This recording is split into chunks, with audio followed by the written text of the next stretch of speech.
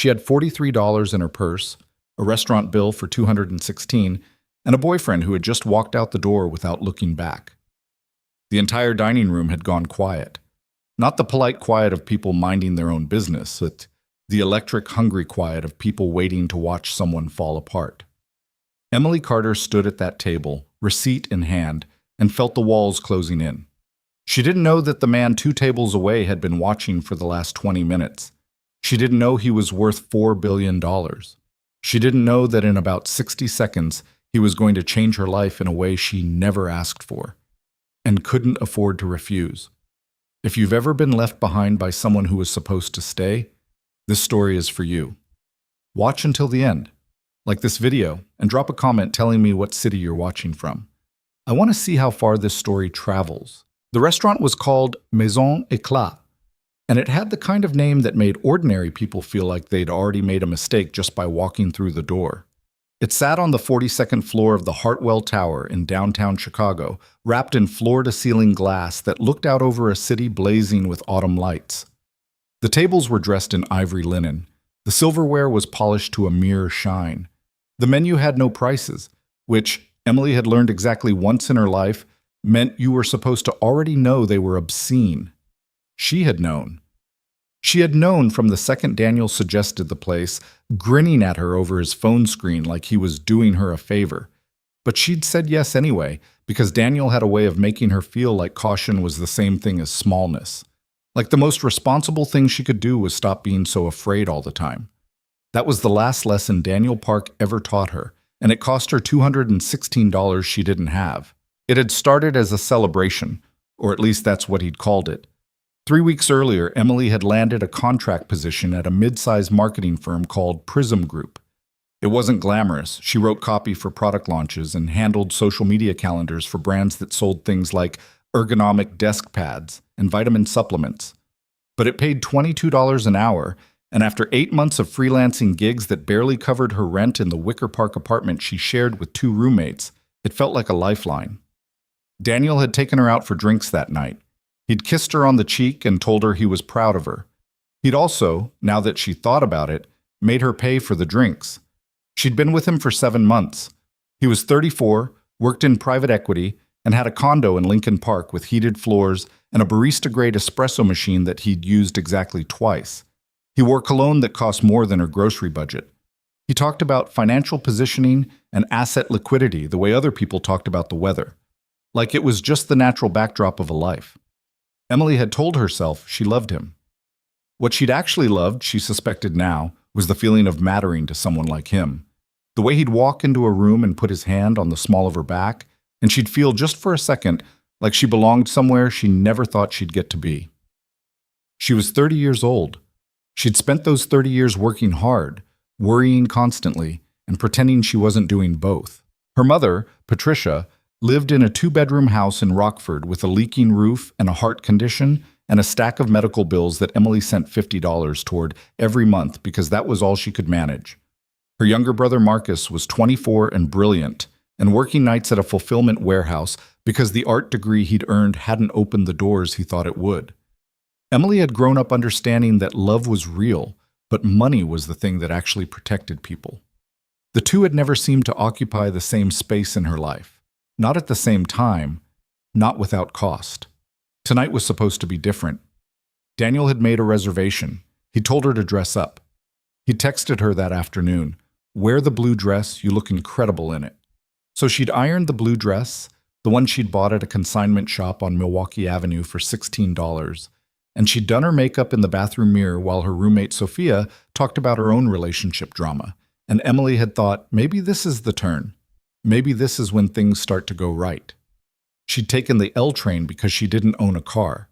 She'd arrived at Maison Éclat at 7:45, exactly on time, and Daniel had been standing at the bar, not waiting exactly, but existing in the space with the easy confidence of a man who had never been uncomfortable anywhere. He'd looked at her, smiled, and said, "You look nice." Not incredible. Nice. She hadn't let herself read into it. The dinner had been fine at first, pleasant even. The food was extraordinary, the kind of cooking that made you forget you couldn't afford it. They'd ordered appetizers and a bottle of wine that Daniel had chosen without consulting her, and that, she'd realized later, cost $90 on its own. He talked mostly about himself, about a deal he was working on, about a guy at his firm who was an idiot, about a trip to Lisbon he was thinking about taking in the spring. He hadn't asked about her job. Not once.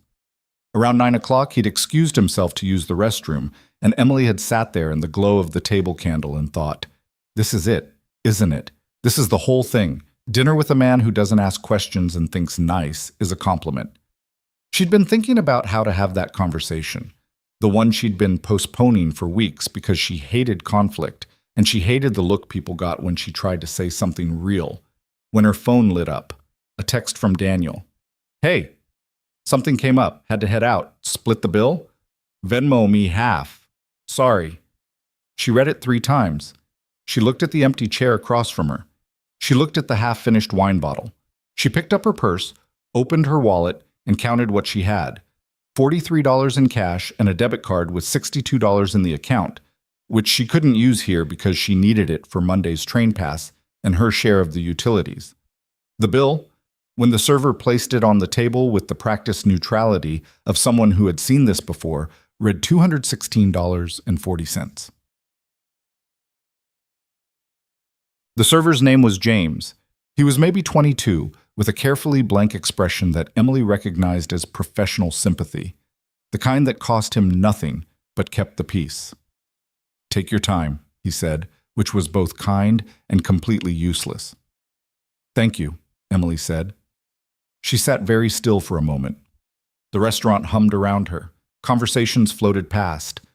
Laughter, the clink of glasses, the low rumble of a pianist working through something by Bill Evans in the corner. No one was looking at her. Not yet. She thought about calling her roommate Sophia, who would absolutely lend her money and would also absolutely never let her forget it. She thought about calling Marcus, who had nothing. She thought about her credit card, which was $400 over its limit and locked in a drawer in her apartment because she'd cut up the physical card to stop herself from using it. She opened Venmo and stared at Daniel's name for a long moment. Then she closed the app. She wasn't going to pay him back for wine she hadn't ordered at a restaurant she hadn't chosen, for a dinner he'd abandoned. She wasn't doing that. But she also could not pay this bill.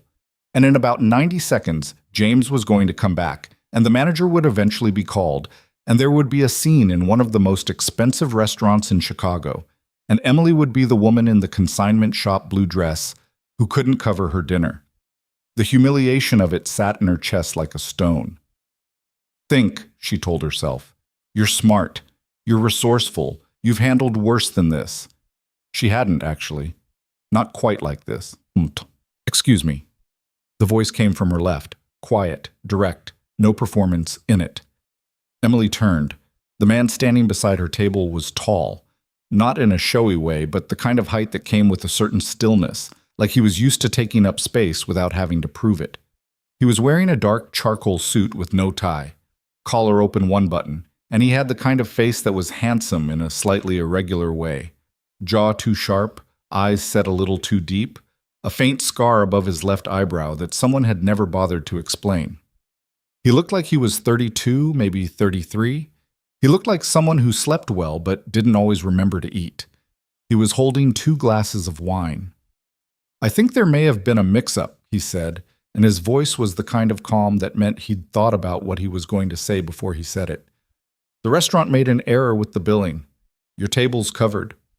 Emily stared at him. "I'm sorry?" "Your check." He set one of the wine glasses down on the table in front of her, easy and unhurried, like they were old friends. "It's been taken care of." She looked at the glass. She looked at him. She glanced across the room and saw James watching from a discreet distance, expression still carefully blank. "That's not true," she said. The man's mouth curved, not a full smile, more like the beginning of one that hadn't made up its mind yet. "No," he admitted, "it's not." "So what is actually happening right now?" He pulled out the chair across from her, Daniel's chair, and looked at her with a question in it. She didn't say no, so he sat down. "Logan Hayes," he said. She knew the name. The way you knew the names of hurricanes and Supreme Court justices, peripherally, factually, without personal context. Logan Hayes was the founder and CEO of Hayes Global, a technology and real estate conglomerate that had made him one of the wealthiest men in the country by the time he was 28. She'd seen his face in a magazine once, in a waiting room somewhere. He'd been photographed at some industry event, unsmiling, standing in front of a building he apparently owned. He looked younger in person, and more tired. "Emily Carter," she said, because it seemed like the thing to do. "I know," he said. "You work at Prism Group. You've been there about 3 weeks. Your LinkedIn says you specialize in brand narrative and content strategy." He paused. "I'm sorry. That sounds more alarming than it is. I'm here with a business associate who apparently knows someone who worked with you. The name came up. Right before or right after you decided to cover my bill?" "After," he said. "The bill part was, I saw what happened. I'm not going to pretend I didn't." Emily felt something tighten in her chest. She didn't want his pity. She particularly didn't want his pity delivered with nice wine in a restaurant like this, where the humiliation already had a kind of theatrical quality. I'm not offering charity," he said, and his tone shifted just enough to make her stop. "I'm offering a transaction. There's a difference." She looked at him for a long moment. What kind of transaction? He picked up his wine glass, turned it once in his hand, not drinking, just thinking. The candlelight caught the lines of his face and softened them slightly. "I have a problem," he said. "A business problem. It's significant enough that I've been trying to solve it for 3 months, and nothing has worked. The nature of the problem is that it requires a specific kind of solution, not a professional one, a personal one." He set the glass down. "I need someone to play the role of my fiancé for approximately 6 months." The table went quiet between them. Emily said, "You're joking." "I never joke at business dinners." "This isn't a business dinner." "It is now," he said. She looked around the restaurant again, half expecting this to make sense if she looked at it from a different angle. It didn't. Why would you need someone to pretend to be your fiancé?" "Because there is a multi-billion-dollar international partnership currently in negotiation, and the lead investor, a very traditional, very specific kind of man, has made it quietly but unmistakably clear that he prefers to conduct long-term business with people who have stable personal lives. He's old money European. Family matters to him in a particular way." Logan's voice stayed level, factual. "I'm a single father. I have a daughter. I've been alone for 4 years. In his worldview, that reads as incomplete." "That's absurd." "It is," he agreed, without any particular heat. "It's also real." Emily turned her wine glass in her own hands. The wine was excellent. She knew because she'd spent 2 hours at dinner not quite saying what she meant, and the wine had been one of the only things that actually did what it was supposed to. "How much?" she said. Something crossed his face. Not surprise exactly, but a recalibration, like he'd expected her to ask more questions before she got to that one. $500,000, he said, paid in stages, 100 at signing, 100 at the 3-month mark. The final 300 when the contract terminates, which would be at the announcement of the partnership closure or at 6 months, whichever comes first. You'd have access to a company card for any expenses related to the arrangement. There would be a contract specifying the terms, your rights, and the limits of the arrangement. Emily put the wine glass down very carefully. $500,000. Her mother's medical bills were $62,000. Her brother's student debt was $48,000. Her own debts, credit card, a personal loan she'd taken to cover a gap between jobs 2 years ago, the money she still owed Sophia from a bad month last winter, added up to just under $23,000. That was $133,000 standing between her family and a version of life that didn't involve constant, grinding fear. $500,000 would change everything, not just the debts. Everything. Her mother could fix the roof. Marcus could stop working nights. Emily could build something, actually build it, with a foundation underneath it instead of just hoping the ground didn't give. She thought about Daniel, somewhere on the other side of the city, Venmoing her his half of the dinner he'd walked out on. She thought about the woman she'd been 2 hours ago, standing at this table with $43 and a closing feeling in her chest. "You'd want me to move in," she said. "It would need to be convincing. There would be social obligations, events, family gatherings, meetings. My daughter is 8. She would meet you, that's—" He stopped. "That part is the most important consideration. She's not a prop in this arrangement. She's my daughter and her life doesn't get disrupted." "I understand that." "I don't think you do yet," he said, and it wasn't unkind, but it was honest. "Lily has been through things I'm not going to explain in a restaurant on the night we've met. She's careful with people. She takes her time. You'd have to respect that. Actually respect it, not perform it." Emily thought about this. "What's she like?" Logan blinked, like the question caught him sideways. "Smart," he said after a beat. "Stubborn. Loves dogs, hates loud noises, reads everything she can get her hands on. She went through a phase of memorizing state capitals and would recite them at dinner whether or not anyone asked." The corner of his mouth moved again. That almost smile. "She's still doing it, actually. What's the capital of Wyoming?" "Cheyenne," he said, without hesitating, and then looked mildly startled at himself. Emily almost laughed. She stopped herself, but only just. "If I agree to this," she said, "and I'm not saying I do, the arrangement is professional. I'm not—" She paused, tried to find the word that was both accurate and not humiliating. "I'm not available for anything beyond what's in the contract." "Understood," he said immediately. "That's not what this is. And I have a job. I'd want to keep it, or at least keep the option of keeping it. Reasonable. And I'd want to talk to a lawyer before I sign anything. I'd expect nothing less." She sat with it for a moment. The restaurant went on around them. The pianist, the conversations, the soft percussion of a city that didn't know or care what was happening at this particular table. "Why me?" she said. "You're Logan Hayes. You could find someone—" "I don't want someone from my world," he said, and the directness of it was startling. "Someone from my world would have an agenda. They'd want something I don't want to give, or they'd talk, or they'd make it into something it isn't. I need someone who has a clear, finite reason to want the money, no social overlap with my circle, and enough intelligence to hold the role without coaching." He looked at her steadily. "I've been in this restaurant for 2 hours. I watched you handle a genuinely terrible situation with more composure than most people I employ manage in board meetings. You asked the right questions tonight, not the ones most people would ask." Emily looked down at the tablecloth. "I'm going to need a few days to think about it," she said. "Of course. And I have a condition of my own." He waited. "My mother," she said, "she has a heart condition. She needs a procedure. Her doctor has been recommending it for 8 months, but she can't afford it, and the insurance won't fully cover it. It's urgent. Whatever payment structure we use, I need to be able to access enough to cover that before anything else." Something shifted in his expression. It wasn't pity. It was more like recognition, the particular look of someone who understood that some things couldn't wait for contract timelines. "We can structure it so the first payment covers that immediately," he said. "Within the week."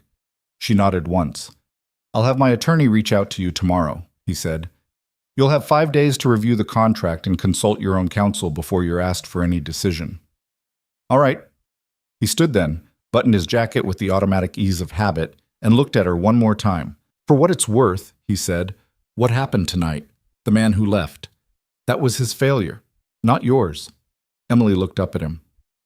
"You don't know that," she said. "No," he agreed, "but I've met enough people to make a reasonable guess." He left $240 on the table, the bill plus a 20% tip, exact, and walked back toward the bar without looking back. Emily sat alone at the table for a long moment.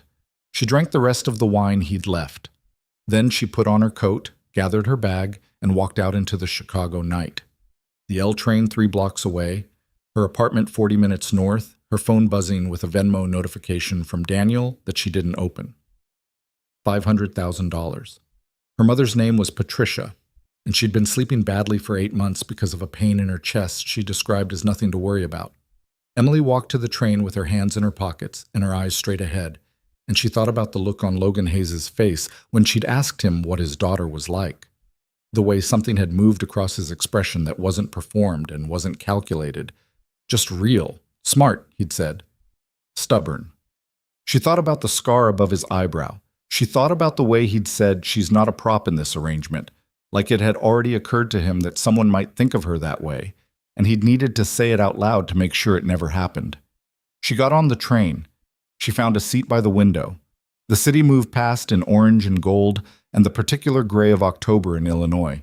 She took out her phone and opened her contacts and scrolled to the name Marcus. He picked up on the second ring, his voice scratchy with the tail end of a night shift. "Hey," he said. "How was the dinner?" "Daniel left," she said. A pause. He texted me from the bathroom and walked out. Left me with the bill. "Emily." Marcus's voice went flat with the specific kind of anger that younger siblings produce when someone wrongs the person they love most. "Tell me where he lives and You'll do nothing because you're 24 and you live in Rockford and you have work in 6 hours." She looked at the city lights moving past the window. "I need to ask you something, and I need you to just listen for a second and not react until I'm done." Okay.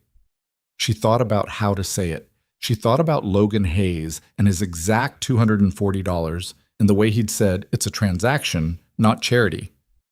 "How would you feel," she said slowly, "if everything changed?" Another pause, longer this time. "What kind of changed?" She pressed her forehead against the cold glass of the train window and watched Chicago scroll past in the dark. "The kind," she said, "where Mom gets her procedure and you don't have to do nights anymore and She stopped. "The kind where we're not scared all the time." Marcus was quiet for a moment. She could hear him breathing. "That kind of changed?" he said finally. "Yeah." "Then I'd say..." His voice had gone softer. "I'd say I'd feel like maybe things were going to be okay." She closed her eyes. "Yeah," she said. "Me too." She called the attorney's office on Wednesday morning and set the appointment for Thursday afternoon. She didn't sleep well on Tuesday night or Wednesday night, which was how she knew she was going to say yes, because the things that kept Emily Carter awake were never the things she was walking away from. They were always the things she was moving toward. The contract was 34 pages. Her attorney, a woman named Gloria Rice, whom Sophia had recommended and who wore her silver hair in a severe bun and had a voice like a verdict, read all 34 pages twice and told Emily it was, remarkably, quite fair. "He's not trying to own you," Gloria said in her verdict voice. "He's trying to employ you. There's a meaningful difference here. You have exit clauses. Your privacy is protected. The payment structure is documented and binding." She paused. "I'd ask for a car." "A car?" "You'll need transportation for this arrangement. Ask for a car allowance. Something modest so it doesn't look like you're mining him, but ask." Emily added the car allowance. Logan's attorney accepted it within 2 hours. She signed the contract on Friday morning, October 14th, in a conference room on the 48th floor of the Hayes Global Tower, with Gloria Rice on one side of her and a view of the lake on the other. Logan was there. He wore a gray suit, different from the charcoal one, and he shook her hand across the conference table like she was a new business partner, which, technically, she was. "The first payment will clear this afternoon," he said. "Thank you. My housekeeper, Rosa, will help with the move this weekend. Whatever you need." "I don't have much," she said, which was true, and which she said without embarrassment, because embarrassment at this point seemed beside the point. Something moved across his face, that same recalibration from the restaurant, like he kept expecting her to be a different kind of person and kept finding she was exactly this one. "Saturday morning, then," he said. "I'll have Lily with me. She knows we're having a guest." "A guest," Emily said. "For now." The almost smile. "She'll ask you about state capitals within 10 minutes. I'd prepare." "I'll study," Emily said. And she did. Friday night, in her apartment, packing her things into 2 duffel bags and a box that her roommates helped her carry down the stairs, she looked up state capitals on her phone and made Marcus quiz her over the phone until she could answer without pausing. She didn't know. Packing those 2 bags in that apartment that smelled like coffee and other people's laundry, that she was packing for a life she couldn't yet picture. She thought she was packing for 6 months, a transaction, a job with unusual terms. She didn't know about the loneliness she'd find behind all that money. She didn't know about the 8-year-old who would sit across from her at breakfast and ask, completely without guile, "Do you like my dad?" She didn't know about the documents she'd find in a desk drawer 3 months later, or the dinner that would change everything, or the moment in a hotel corridor in Geneva where Logan Hayes would look at her and she'd understand, finally, what it cost him to feel things.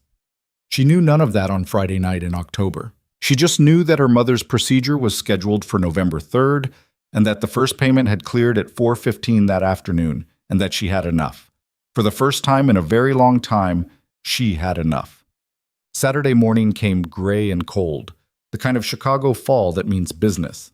Emily stood outside the Hayes mansion in Lincoln Park with 2 duffel bags and a box of books, and felt, for just a moment, like a person standing at the edge of a place they'd never been and couldn't quite map.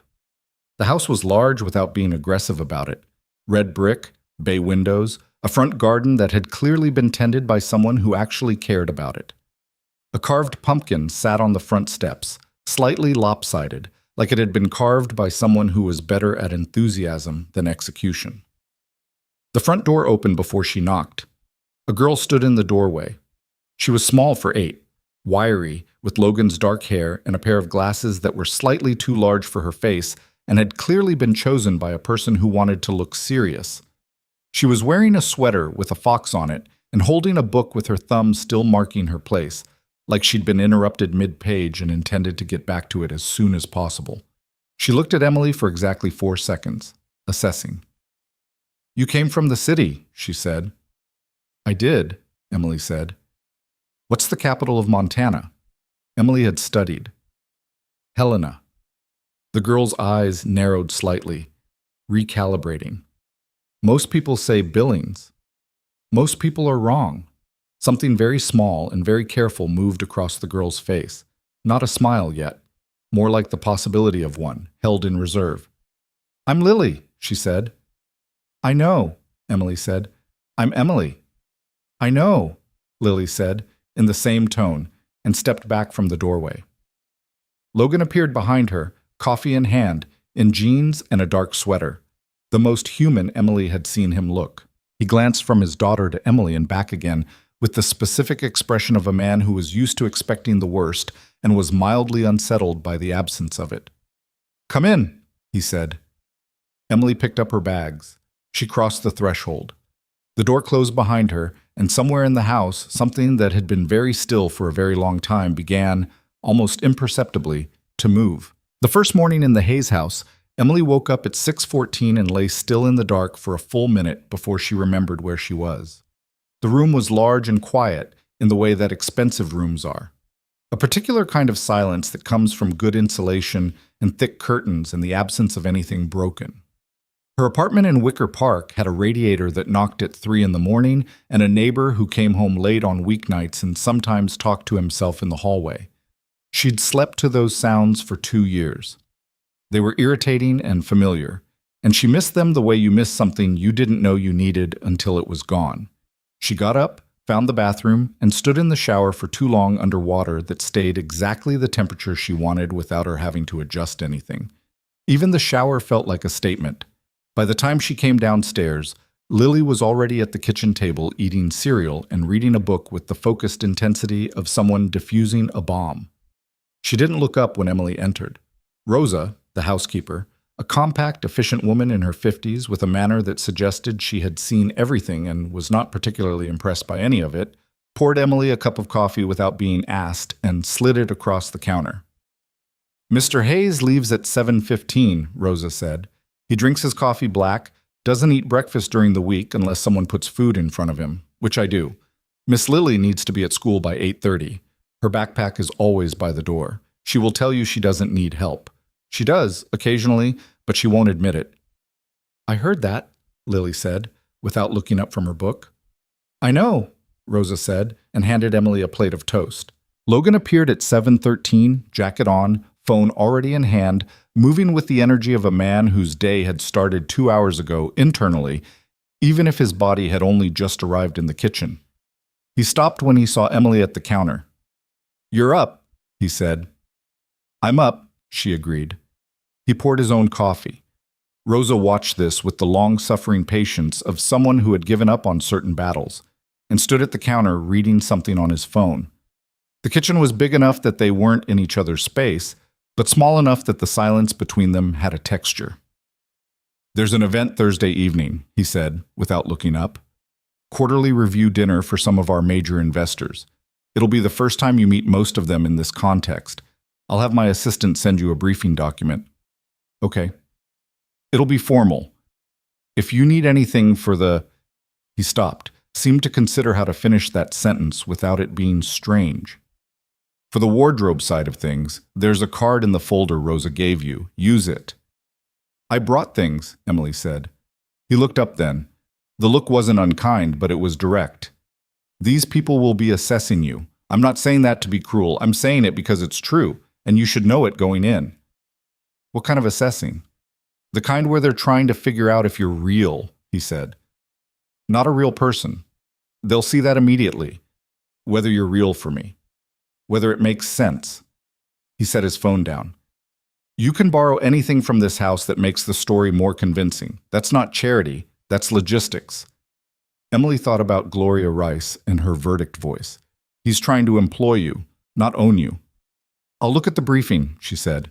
He picked up his phone again, finished his coffee standing up, kissed the top of Lily's head. Lily made a small noise of protest without looking away from her book, and was out the door at exactly 7:15. The kitchen went quieter without him in it. Lily turned a page. "He does that every day," she said. "Does what?" "Leaves at 7:15, exactly." She turned another page. "He set an alarm for 6 months after my mom left so he'd have time to say goodbye to me before school. He still uses the same alarm." She said it the way children say things that are heavier than they know, plainly, without armor, trusting the world to receive it carefully. Emily stood very still with her coffee cup. "That's a good alarm to keep," she said. Lily finally looked up at her over the top of her glasses. The assessing look again, but different from yesterday's, less suspicious. "What's the capital of New Hampshire?" she said. "Concord." Lily nodded, slowly, like Emily had passed some kind of secondary screening. Then she went back to her book, and Emily drank her coffee, and the morning light came through the bay windows and fell across the kitchen floor in long, pale rectangles. And somehow it didn't feel as strange as it had 60 seconds ago. That was the first morning. They got harder before they got easier. The Thursday dinner was everything Logan had said it would be, and a few things he hadn't. 22 people in a private dining room at a restaurant downtown, the kind of place where everything was mid-century and the lighting was designed to make people look important. The investors were mostly men, mostly over 50, with the polished, careful affect of people who had spent decades being right about money and expected to go on being right. Their wives, and they were mostly wives, a fact Emily noted without comment, were a different kind of careful. They looked at her with interest that was covered over by politeness, which was more unsettling than open scrutiny. Logan had sent the briefing document on Tuesday, and it was thorough enough to be slightly alarming. Names, backgrounds, professional histories, personal details where relevant, preferred conversation topics, things to avoid. Emily had read it 3 times, made notes, and then felt vaguely like she was preparing for a multiple-choice exam on people she hadn't met. She'd worn the black dress she'd bought with the card. Not expensive-looking in a way that felt like trying, just quiet and well-cut. Gloria would have approved. Rosa had said yes, that one, which was even better. Logan met her at the door of the restaurant. He'd taken a car, she'd taken a separate one, because arriving together from the same address felt, somehow, like a level of intimacy neither of them had quite calibrated yet. He looked at her when she walked up, a quick professional assessment, and said, "Good," which was not a compliment exactly, but was something. "Ready?" he said. "No," she said honestly, something that was almost a smile. That's the right answer. The people who say yes have never done anything worth being nervous about. They walked in together, and Logan's hand went to the small of her back, light, practiced, the gesture of a man who had made it before. Emily didn't tense. She'd told herself not to, and for once her body listened. The first hour was a performance, and they both knew it, and they were both good at pretending they didn't. Logan introduced her with the easy confidence of a man who was used to being the most important person in a room and had decided to share that distinction. Emily smiled, asked questions, listened with the focused attention she'd spent years developing as a professional and deployed now as a personal survival skill. An older man named Arthur Whitfield, who had the bearing of someone who had been powerful for so long he'd forgotten it was ever otherwise, took her hand and said, "How did you manage to get through to this one? We'd given up on him." "I caught him in a generous moment," Emily said. Arthur laughed. Actually laughed, with his whole chest. "I've known Logan for 8 years," he said. "I've never seen a generous moment. You must have done something right." She felt Logan tense slightly beside her, almost imperceptible. She put her hand on his arm lightly and said, "He was generous before I could talk him out of it. After that, he was just stuck." Arthur laughed again. Logan looked at her sideways, and she could feel him recalculating something. The dinner itself was fine. The food was excellent, the conversation predictable, and Emily moved through it with the specific focus of someone doing a job, which she was, technically, though it felt more personal than that by the time they were an hour in. She caught herself genuinely listening to a woman named Claire Whitfield, Arthur's wife, a former architect, talking about a restoration project in Barcelona, and forgot for 20 minutes that she was performing anything at all. On the drive home, Logan sat beside her in the back of the car and said nothing for a while. The city moved past. Rain had started sometime during dinner, and the streets were wet and bright. "Arthur liked you," he said finally. "Arthur likes anyone who laughs at his jokes." "He doesn't actually, he's testing them." Logan was looking out the window. "You said the right thing." "I said an honest thing." "It was also the right thing. Sometimes those are the same." He turned to look at her. In the dark of the car, his face was harder to read. The shadows filled in the parts that were usually guarded and left only the underlying structure of it. "Where did you learn to do that?" he said. "Do what?" "Read a room that fast." Emily looked at her hands. "I grew up in a house where reading the room wasn't optional," she said. "When money is tight and someone comes home tired and you've done something that can go either way, you learn very quickly how to figure out what you're walking into." She paused. "It's not a skill I asked for." He was quiet for a moment. "No," he said. "I suppose not." They didn't talk for the rest of the ride, but it was a different kind of quiet than the one they'd started with. Not the silence of two strangers, but the silence of two people who had just told each other something small and true, and were still deciding what to do with it. The arrangement had been in place for 3 weeks. It was going to be 6 months. Emily looked out at the rain and told herself to remember that. She didn't quite manage it. The rhythm of the house established itself the way rhythms do, not through planning, but through repetition. Emily kept her job at Prism Group, working remotely from a corner of the study that Rosa cleared for her without comment, commuting in twice a week. Logan left at 7:15 every morning and came back between 6 and 8, and the variable depended on factors that Emily gradually learned to read. When it was closer to 6, something had gone well. When it was closer to 8, it hadn't. Lily had school until 3:30, and Rosa picked her up on Mondays and Wednesdays. On Tuesdays and Thursdays, Emily started picking her up because it had happened accidentally the first time. Rosa had a conflict, Logan was unavailable, and Emily was the only person in the house. And then Lily had told her father about it at dinner with a casualness that suggested she'd found it acceptable, which in Lily's economy of expression was equivalent to a standing invitation. "She mentioned something about a library trip," Logan said to Emily the following Tuesday morning. "She wants to look at the new nonfiction section. She's very serious about it." She's 8.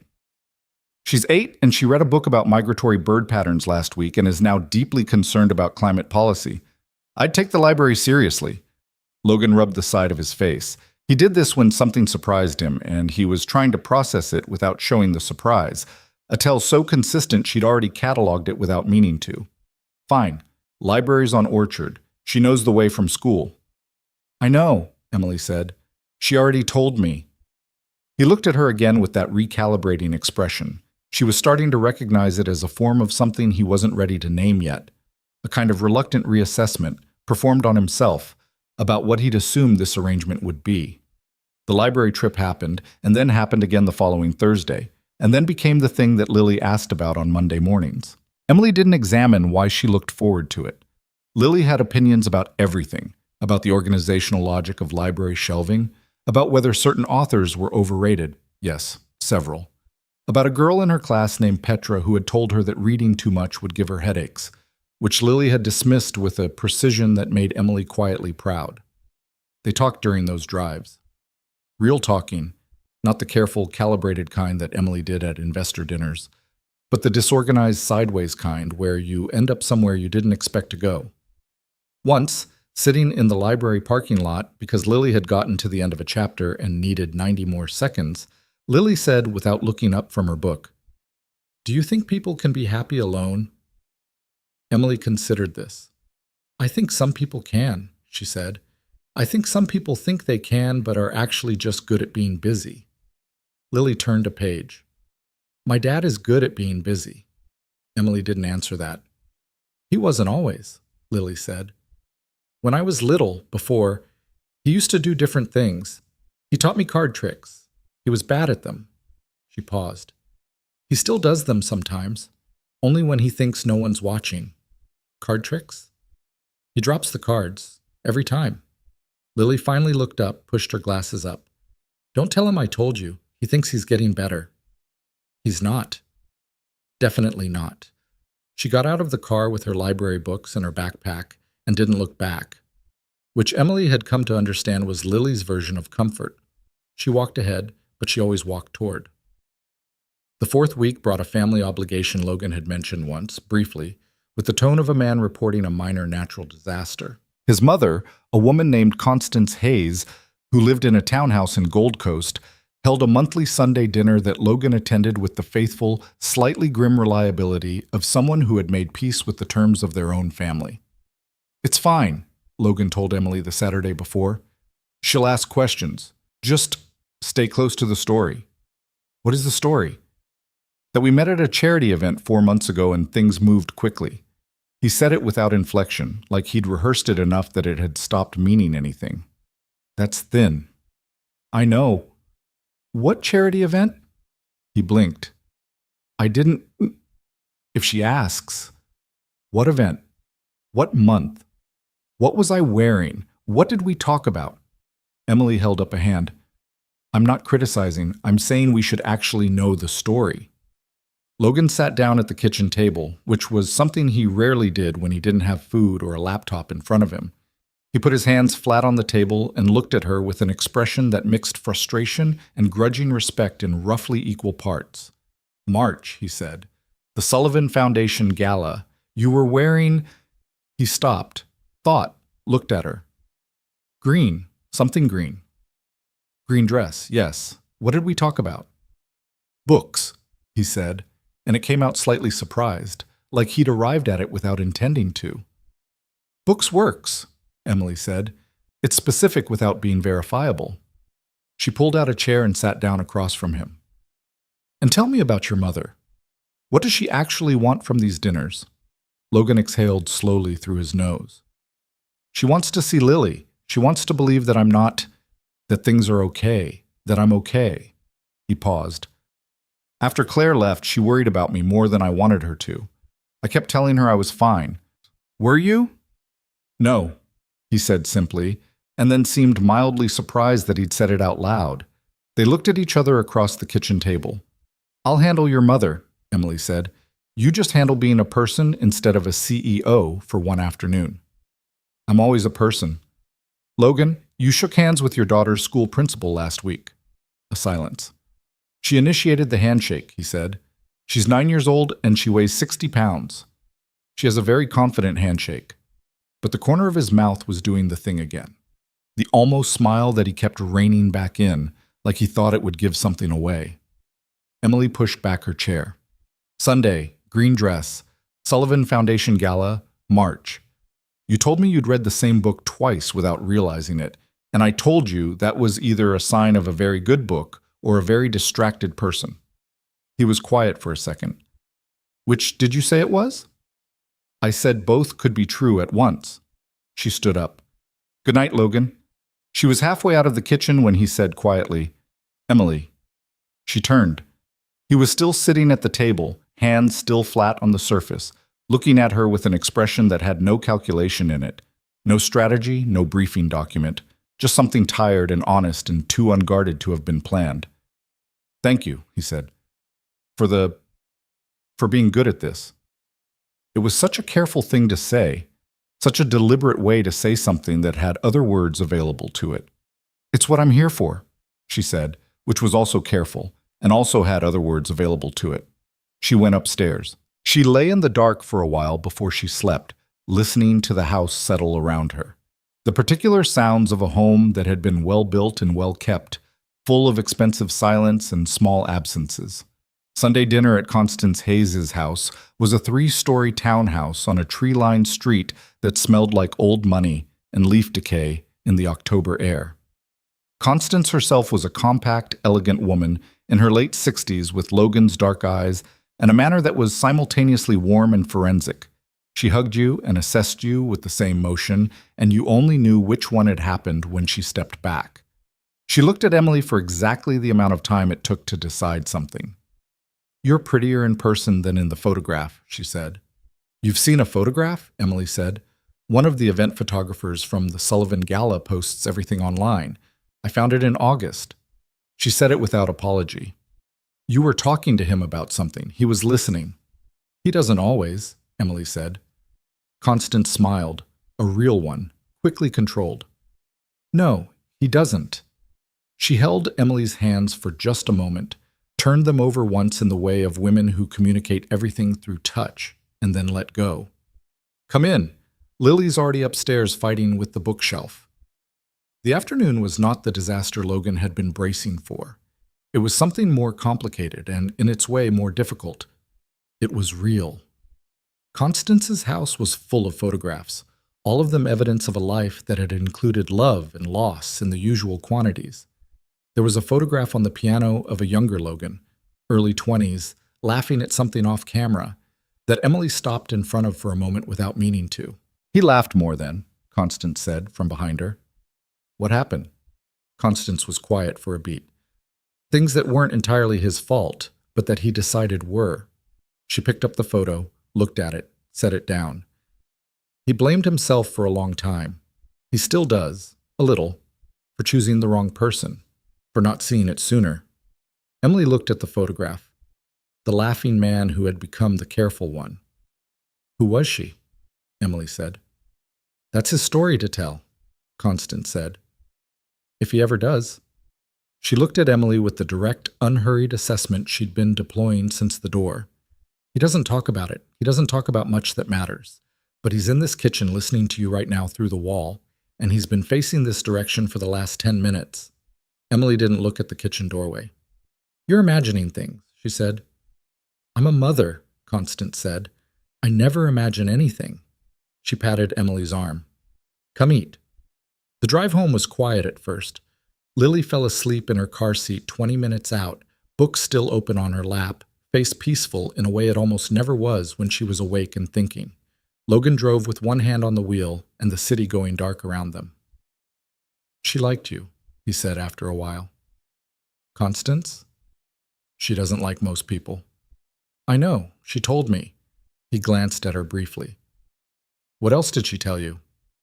"That you listened more than you used to and laughed less." He was quiet for a moment. "She worries." "She loves you," Emily said. "It looks like worrying from the outside." He didn't answer that, but his hand shifted on the wheel, a small readjustment, and his shoulders settled by maybe half an inch. The physical equivalent of something acknowledged without being spoken. They drove through the dark city with Lily asleep between them in the back seat and the rain starting again off the lake. And Emily thought about the photograph on the piano and the laughing man in it, and about the way Constance had said he blamed himself with the specific sadness of someone who had spent years being unable to fix it. She thought, there is a whole story here that I don't know yet. She thought, I'm not sure I should want to know it. But she did want to know it, and that, the wanting, was the thing she should have paid more attention to in those early weeks when everything was still clean and defined, and the contract was 34 pages of clear terms. It was the 5th week when the first crack appeared in the careful professional surface they'd both been maintaining with the diligence of people who needed it to hold. It happened on a Wednesday evening. Logan came home at 8:15, later than usual, later than the threshold that meant something had gone badly. He came through the back door into the kitchen where Emily was eating leftovers Rosa had left and working on copy for a Prism group campaign on her laptop, and he stopped at the counter and stood there for a moment without saying anything. She looked up. He had the look of a man who had been hit somewhere that didn't show and was pretending he hadn't been. "There's food," she said. "I'm not hungry."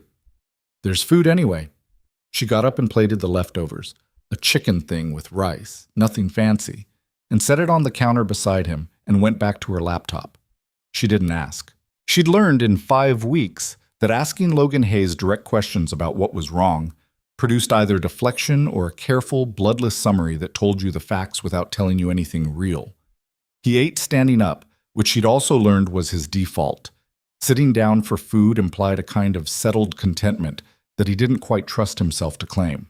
After a while, he said, "One of the subsidiary deals fell through, cost us 8 months of work."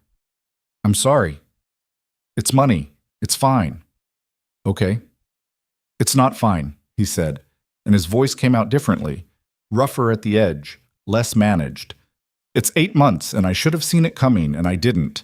And 2 people on my team will have to be reassigned because the project is dead and it's—" He stopped, put the fork down.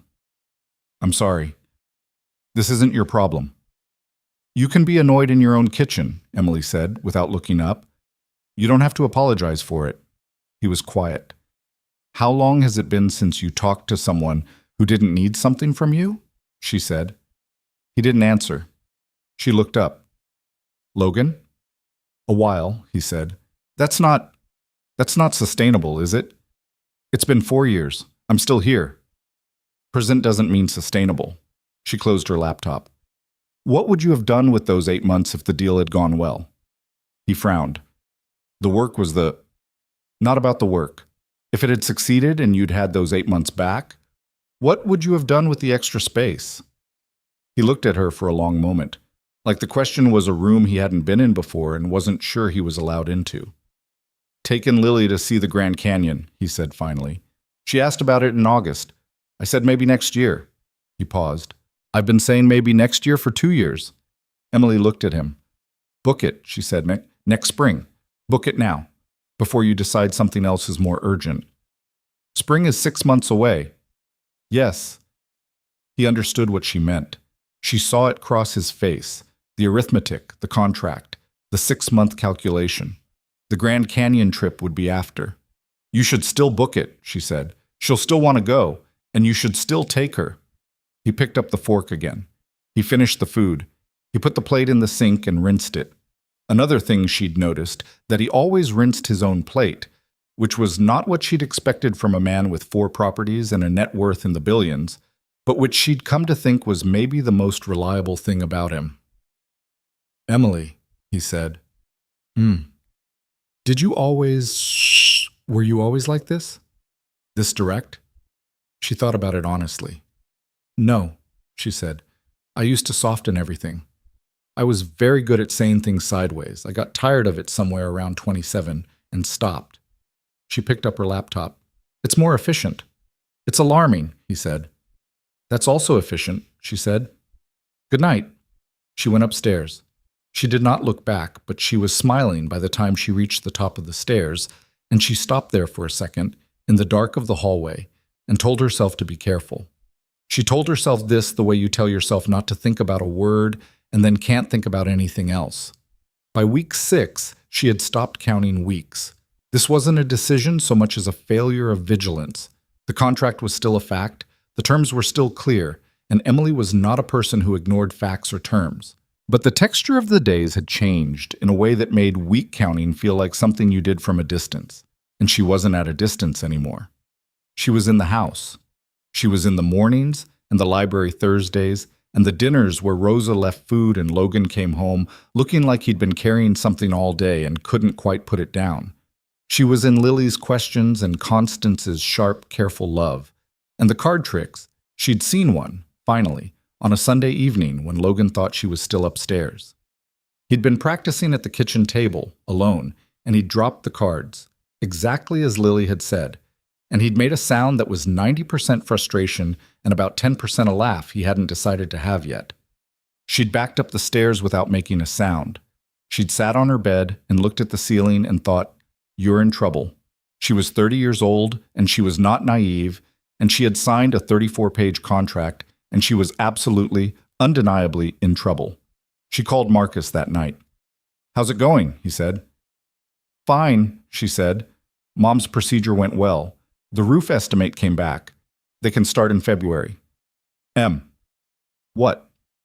"How's it going? Not the logistics, the actual it." She was quiet for a second. "It's complicated." "Complicated like a job or complicated like a person?" She lay back on the bed and looked at the ceiling. "I don't know yet." Marcus was quiet for a moment. Then, "Is he good to you?"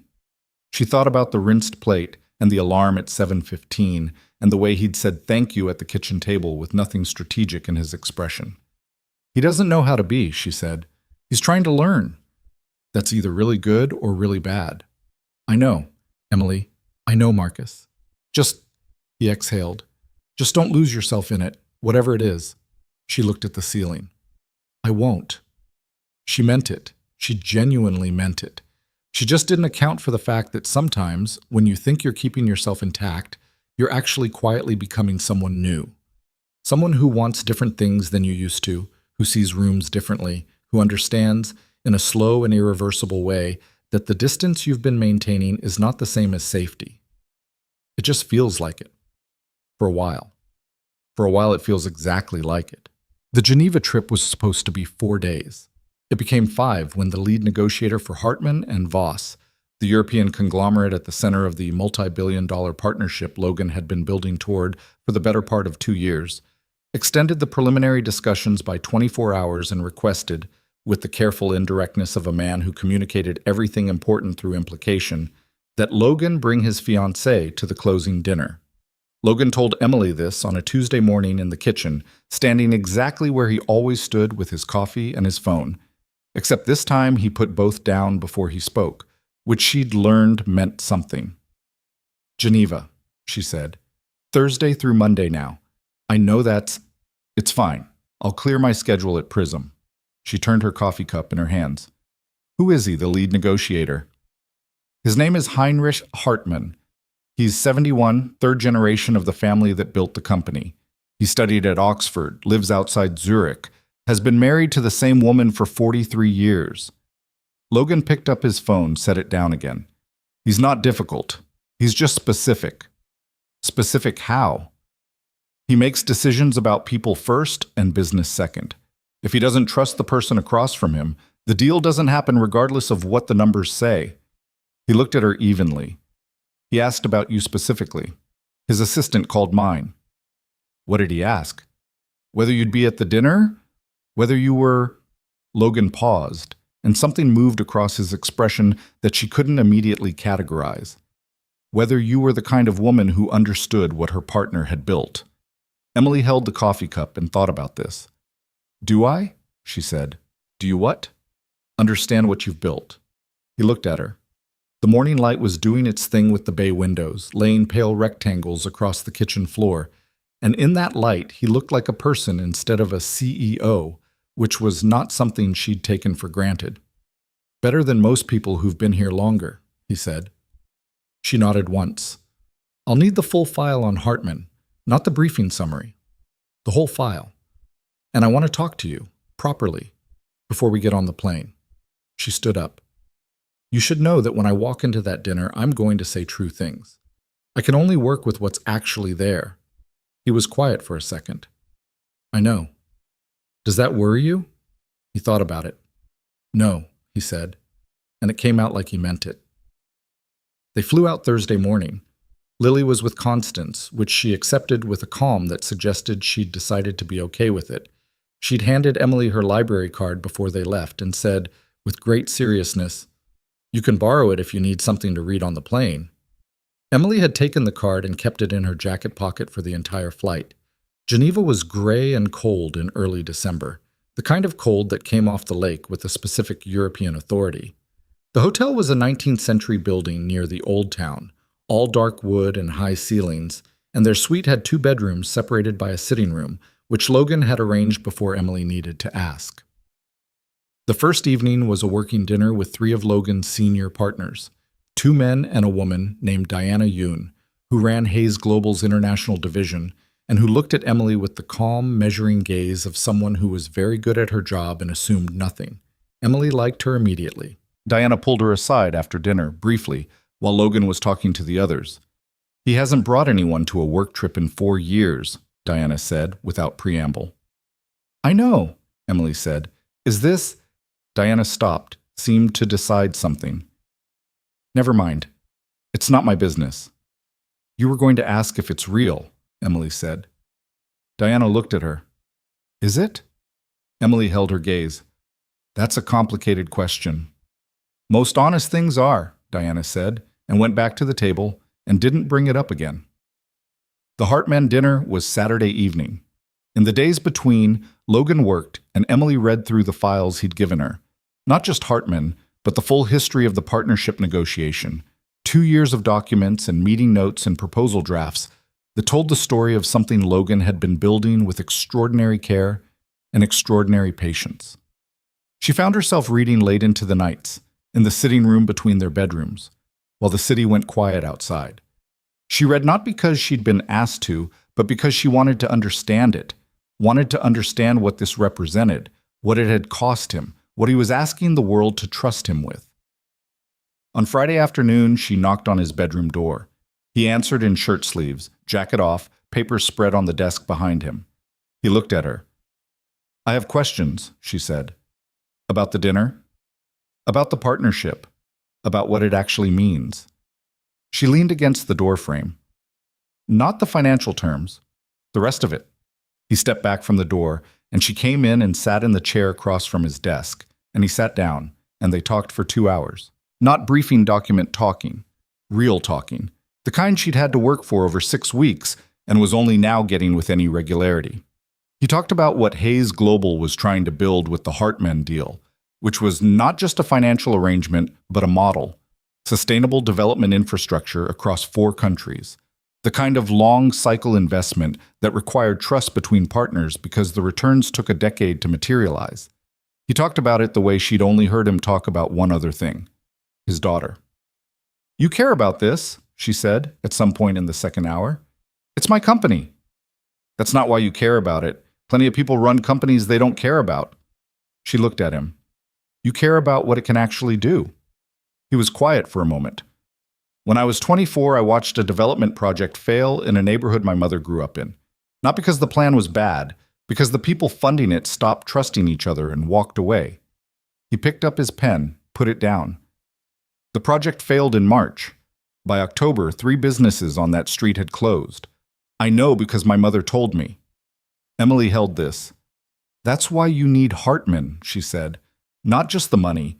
His family has been in this for 3 generations. He doesn't walk away." "He never has," Logan said. "In 40 years, not one incomplete project." He looked at her with a directness that had something open in it. "That matters more to me than the valuation." "Then that's what I'll say tomorrow night," Emily said. "That's the true thing." He looked at her for a long moment. In the lamplit room, with the Geneva cold pressing against the windows, and his papers spread between them, he had the expression of someone encountering a thing they'd almost stopped believing existed. "All right," he said. She got up to go, and was at the door when he said, "Emily." She turned. "The woman you mentioned. When you told me about reading the room, the house you grew up in." He was looking at the desk. "Was it very bad?" She thought about how to answer that honestly. "It wasn't bad. It was hard. There's a difference." She paused. "My dad left when I was 12. Not dramatically. He just stopped coming back. My mother worked 2 jobs and didn't complain about it, and I think that was harder to watch than if she had complained. The silence of someone being strong for your sake." She looked at the door. "It taught me that people can want more for you than they let on. It also taught me that wanting isn't the same as having. She felt him listening behind her, the quality of his attention, the way she'd felt it at that first dinner in Maison Éclat. "Good night, Logan," she said. She went to her room and lay in the dark and listened to the city and thought about 43 years of marriage and legacy projects, and a man who'd never walked away from something he'd committed to. She thought about what it cost to be that kind of person. She thought about Logan at 24, watching a neighborhood crumble because trust between two people had failed. She thought about the contract. 34 pages, clean terms, finite duration. She thought about the way he'd said, "all right." She fell asleep eventually, and in the morning she found a cup of coffee outside her door, still hot, with no note. The Hartman dinner was at a private residence 20 minutes outside the city, a house set back from a road that ran alongside the lake, the kind of place that didn't need to impress anyone because it had already decided what it was. Heinrich Hartman was a tall man who had probably been taller once, with white hair and a face that had spent 71 years being honest and looked like it. His wife, Elsa, was small and sharp-eyed, and put her hand on Emily's arm within 30 seconds of meeting her, which Emily took as a good sign. There were 8 people at dinner. The conversation moved in 3 languages, which Logan navigated with a facility that surprised Emily until she remembered the file notation. Fluent in French and German, uses it strategically. She didn't have German or French beyond tourist phrases, but she had the thing she'd always had. The ability to sit at a table and make the people around her feel like what they were saying mattered.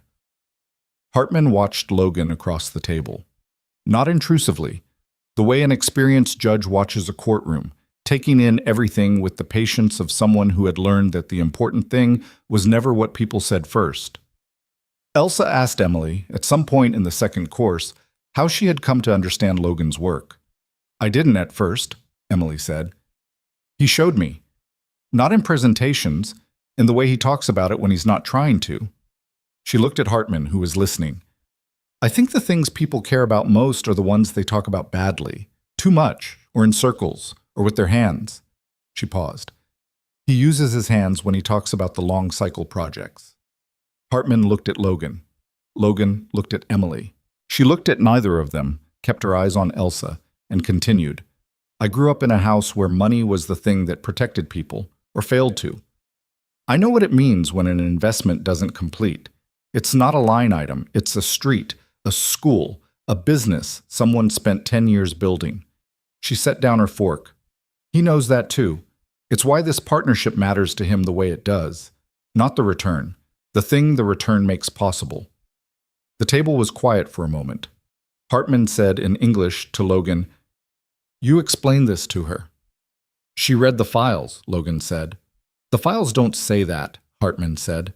He looked at Emily. "That came from somewhere else." "From paying attention," Emily said.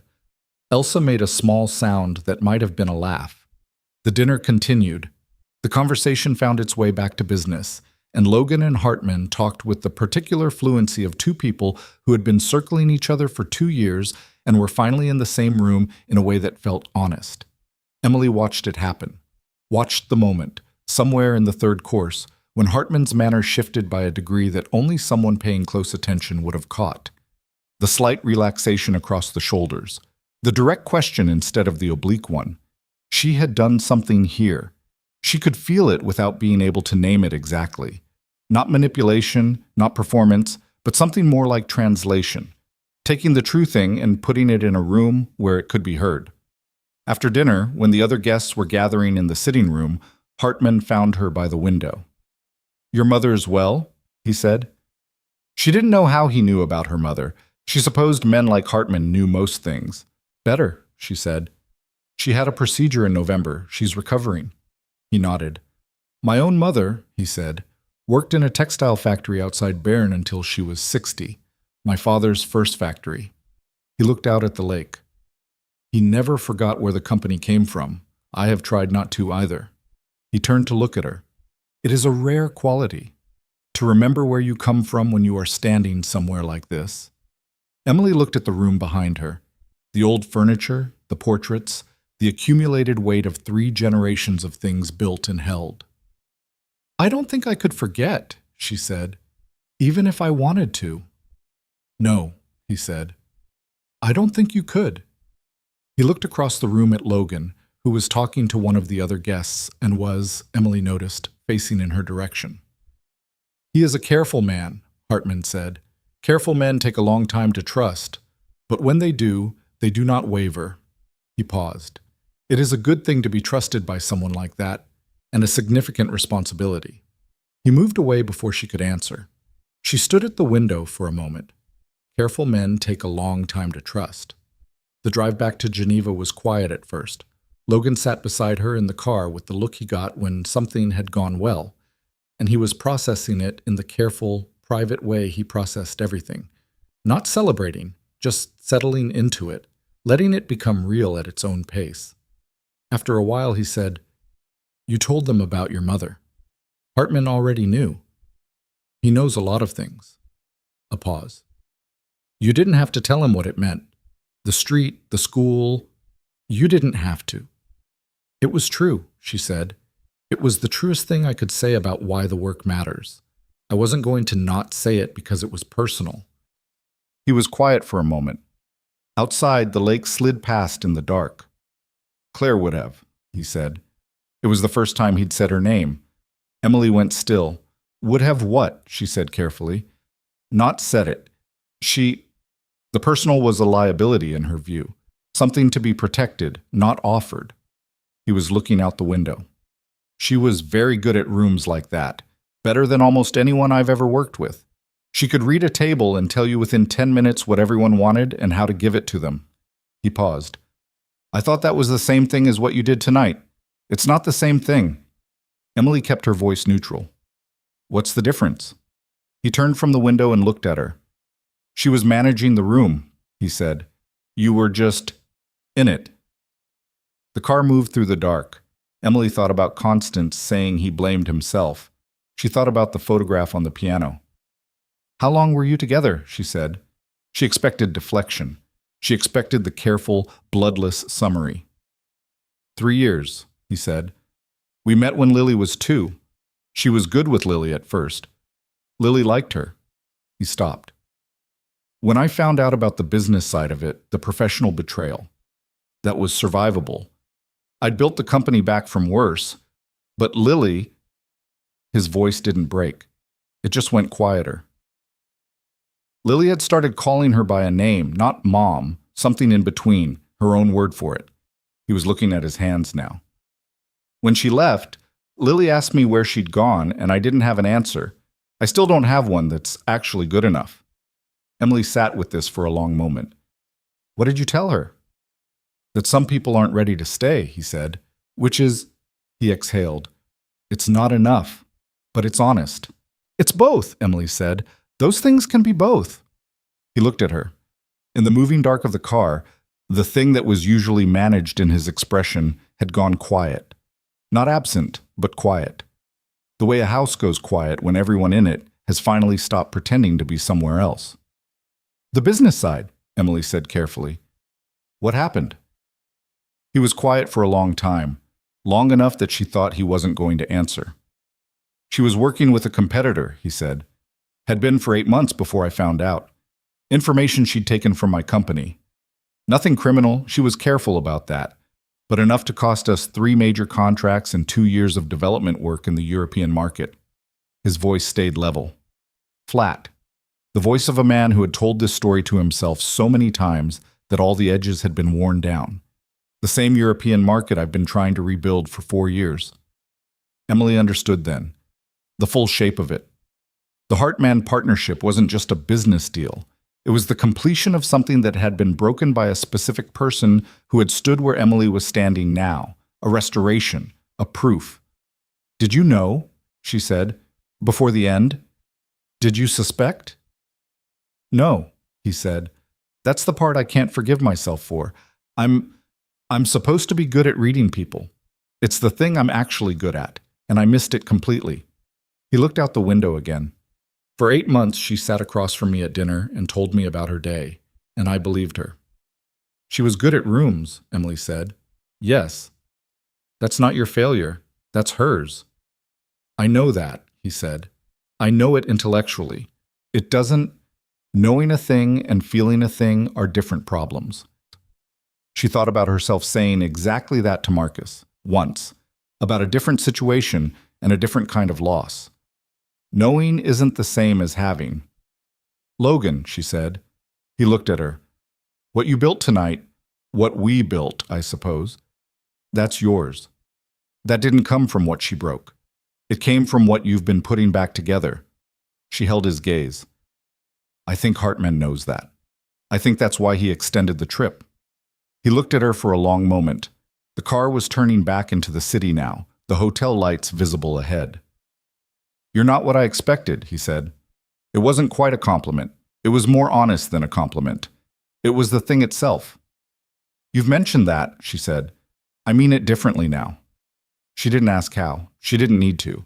She could feel the difference. It had been changing shape for weeks, accumulating in small moments she hadn't let herself name. The coffee outside her door, the way he listened, the card tricks he didn't know she'd seen. They got back to the hotel and said goodnight in the sitting room between their rooms, standing a few feet apart with the lamp making its small circle of warmth and the city dark outside. The files, he said. You didn't have to read all of them. I know. Why did you? She thought about what Hartman had said. It is a significant responsibility. She thought about the true thing and what happened when you put it in a room where it could be heard. Because it mattered, she said. The work mattered. You mattered. She said it plainly, without architecture around it. That's all. He looked at her. She went to her room.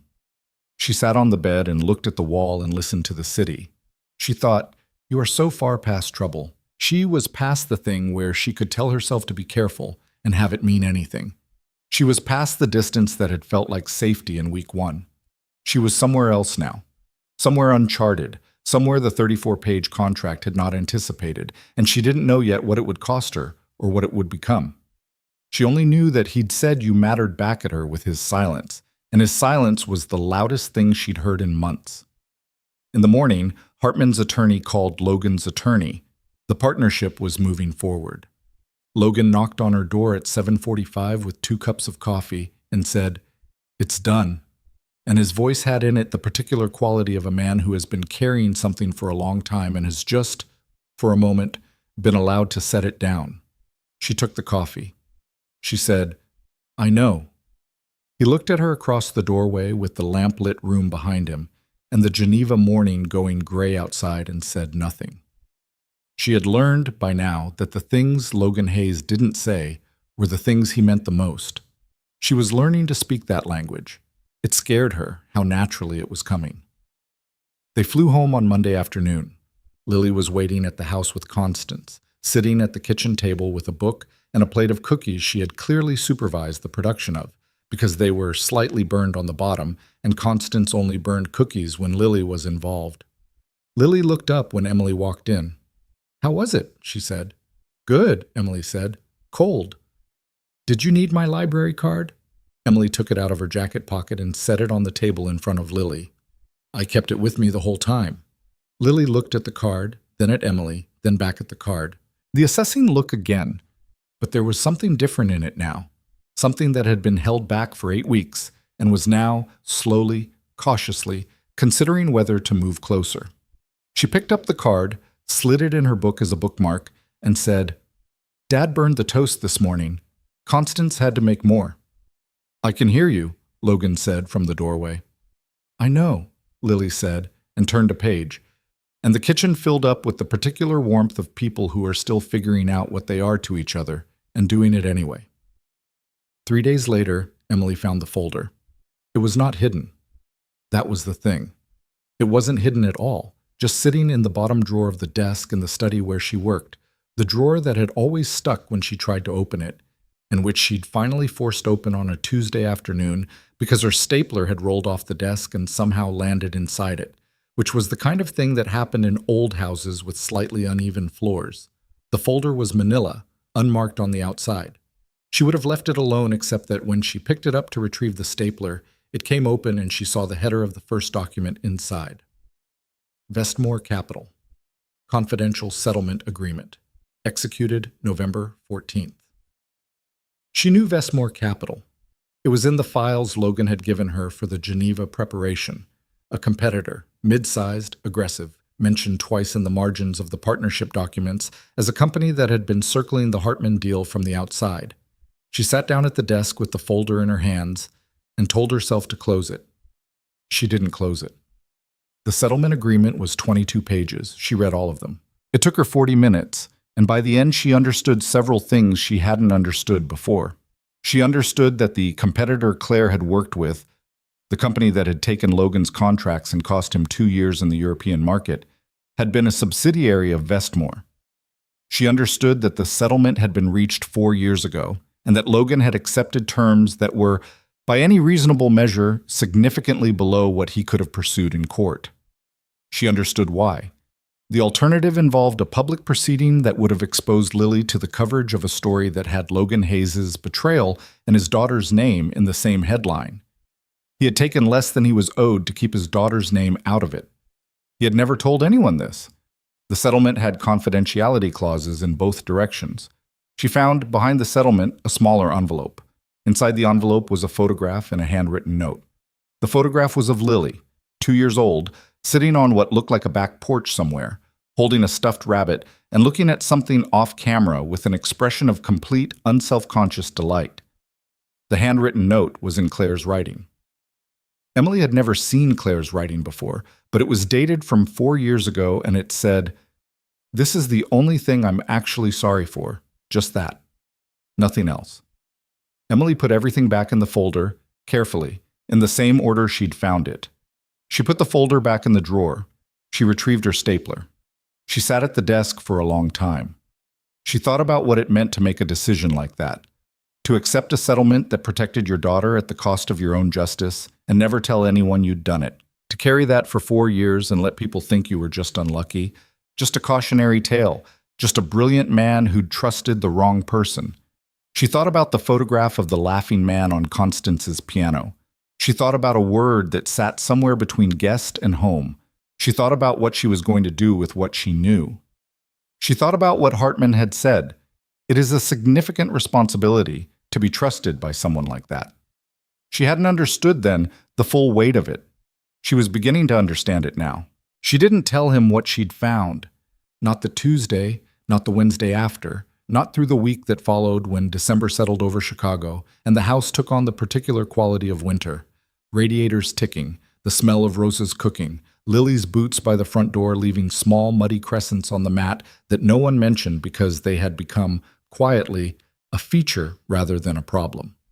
Emily carried the knowledge of that folder the way you carry something fragile in a coat pocket, constantly aware of it, adjusting her movements around it, not sure yet if it was hers to handle or someone else's to give. She watched Logan differently after Geneva. Not suspiciously. She'd moved past suspicion weeks ago without noticing. She watched him the way you watch something you've finally understood the true shape of, with a kind of recognition that changed everything and couldn't be undone. She watched him at dinner on Thursday when Lily announced, with the gravity of a person delivering a scientific finding, that the capital of Rhode Island was Providence, which most people didn't know because they assumed it was Newport, which was wrong and also embarrassing for those people. Logan said without looking up from his food, "Newport has never been the capital of Rhode Island." "I know," Lily said. "That's what I just said." "So who are these people you're embarrassing?" "Hypothetically." "Name one." Lily considered this. Tyler from school said it was Newport. Tyler from school is 8. So am I. Then you're both working with limited information, and neither of you should be embarrassed. Lily thought about this for a moment. "That's actually fair," she said, with the tone of someone making a significant concession. Emily watched Logan almost smile into his fork and thought about a photograph of a 2-year-old with a stuffed rabbit and a handwritten note, and a man who had absorbed a loss quietly for 4 years so that his daughter's name stayed out of it. She thought, "I love him." She thought it the way you think things that have been true for a while before you say them, arriving at it not like a revelation, but like a destination you've been walking toward without admitting you knew the way. It sat in her chest with a specific weight, and she held it there, and didn't speak it, and watched Lily argue with her father about Rhode Island, and understood that she was in the middle of something she hadn't planned for, and couldn't plan her way out of. The month 3 payment arrived on December 22nd. $100,000, as contracted, deposited into her account with the automated precision of a business arrangement, doing exactly what it said it would.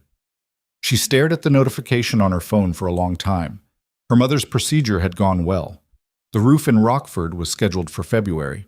Marcus had cut back his night shifts to twice a week. The numbers that had defined the shape of her fear for years were moving, slowly, but moving. The contract was half over. She put the phone down and went to find Lily, who was in the living room constructing something elaborate out of a set of architectural blocks Constance had given her for her birthday, and explaining the structural reasoning behind her choices to no one in particular. "Is it a building?" Emily said. "It's a load-bearing hypothesis," Lily said. "Of course it is." She sat on the floor beside Lily and handed her blocks when she needed them, and didn't think about the phone notification, and was mostly successful. Christmas was Constance's. The whole family went: Logan, Emily, Lily, and a collection of cousins, and an uncle named Frank, who talked about golf for 40 minutes before anyone could redirect him. Emily had braced for the performance of it, the careful maintenance of the story in front of 20 people who all loved Logan with the particular complex love of people who had watched him be hurt, and had never quite forgiven themselves for not preventing it. What she hadn't braced for was how little performance it required. She sat next to Constance during the after-dinner part of the evening, in the sitting room while the cousins played a card game, and Lily had fallen asleep in an armchair with a book on her chest, and Logan was in the kitchen with his Uncle Frank, apparently unable to escape the golf conversation after all. "She trusts you," Constance said, looking at Lily. "She trusts everyone who knows state capitals," Emily said. "She didn't trust Claire until 8 months in," Constance said. "She let you carry her library card after 2 weeks." Emily looked at Lily's sleeping face. The glasses had slid down her nose. Someone should fix them, but she looked so peaceful that no one had. "Constance," Emily said. What was he like before?" She paused. "Not the laughing in the photograph. After that, when he was building the company. Before Claire." Constance was quiet for a moment. "Driven," she said, "but not the way he is now. The way he is now, the drive has a kind of armor around it. Then it was just energy. He wanted things. He let himself want them." She picked up her tea. "He was the kind of person who made plans and told you about them. Not because he needed advice, just because he was excited." She looked at Emily. "He doesn't make plans out loud anymore. He just executes them." "He's going to take Lily to see the Grand Canyon," Emily said. "In the spring." Constance looked at her. "He told you that?" "He mentioned it." "He's never—" Constance stopped. "He's been saying maybe next year to her for 2 years." "I know," Emily said. "I told him to book it." Constance set down her tea. She looked at Emily for a long moment, with the forensic warmth she'd deployed since the first day, the look that assessed and loved simultaneously, that didn't let you get away with anything, that had the specific gravity of a woman who had earned everything she knew. "You know I'm going to ask," Constance said. "I know." "How real is this?" Emily looked at her hands. She thought about 34 pages and a month 3 payment and the distance she'd been trying to maintain since October and how well that had worked out for her. "Real enough that I can't stop it," she said. "Whether it's real in the way that, whether it becomes something—" She stopped. "I don't know. He hasn't—" "No," Constance said. "He wouldn't. Not first. He's not built that way anymore." "I know." "He'd need someone to show him it was safe." Constance looked at her son through the kitchen doorway. Someone who didn't need anything from him except him. Emily followed her gaze to Logan, who was standing at the kitchen counter with a cup of coffee, apparently having successfully escaped the golf conversation, looking out the window at the winter backyard with an expression that, at this distance, was just a man being quiet in a house full of people he loved. She looked away. "I don't want to hurt him," she said. And then, because that wasn't all of it, "I don't want to be hurt." "Those aren't the same problem," Constance said. "They just feel like it." January came in cold and unforgiving, which was January's job in Chicago, and which it performed with its usual lack of sentiment. The Hartman partnership moved into formal documentation. Logan was in back-to-back contract negotiations, coming home reliably at 8, sometimes 8:30, eating whatever Rosa had left and working another hour before the house went quiet. Emily watched the tiredness accumulate in him across the month. Not dramatically. He didn't collapse or complain or show the strain in any way that was legible to anyone who wasn't paying close attention. But she was paying close attention, and she saw it in the way he held his coffee cup in the morning, slightly tighter than usual, and the way his answers got shorter without getting sharper, which was different from his normal economy of words. Normal Logan was concise. January Logan was running on a battery that wasn't fully recharging. On a Friday evening in the third week, she came downstairs at 10 to find him at the kitchen table with his laptop and papers spread around him, and a cold cup of coffee that had been forgotten 2 hours ago. She made a fresh pot without asking. She set it in front of him. She sat down across the table with her own cup and her laptop, and she worked, quietly, on a Prism Group proposal that was due Monday. She didn't ask if he needed company. She just provided it. He didn't say anything for 20 minutes. Then he said, without looking up from his screen, "The secondary clauses in the Hartman contract are going to push the close to late March." "Okay," she said. "That's past the—" He stopped. "I know," she said. He looked up.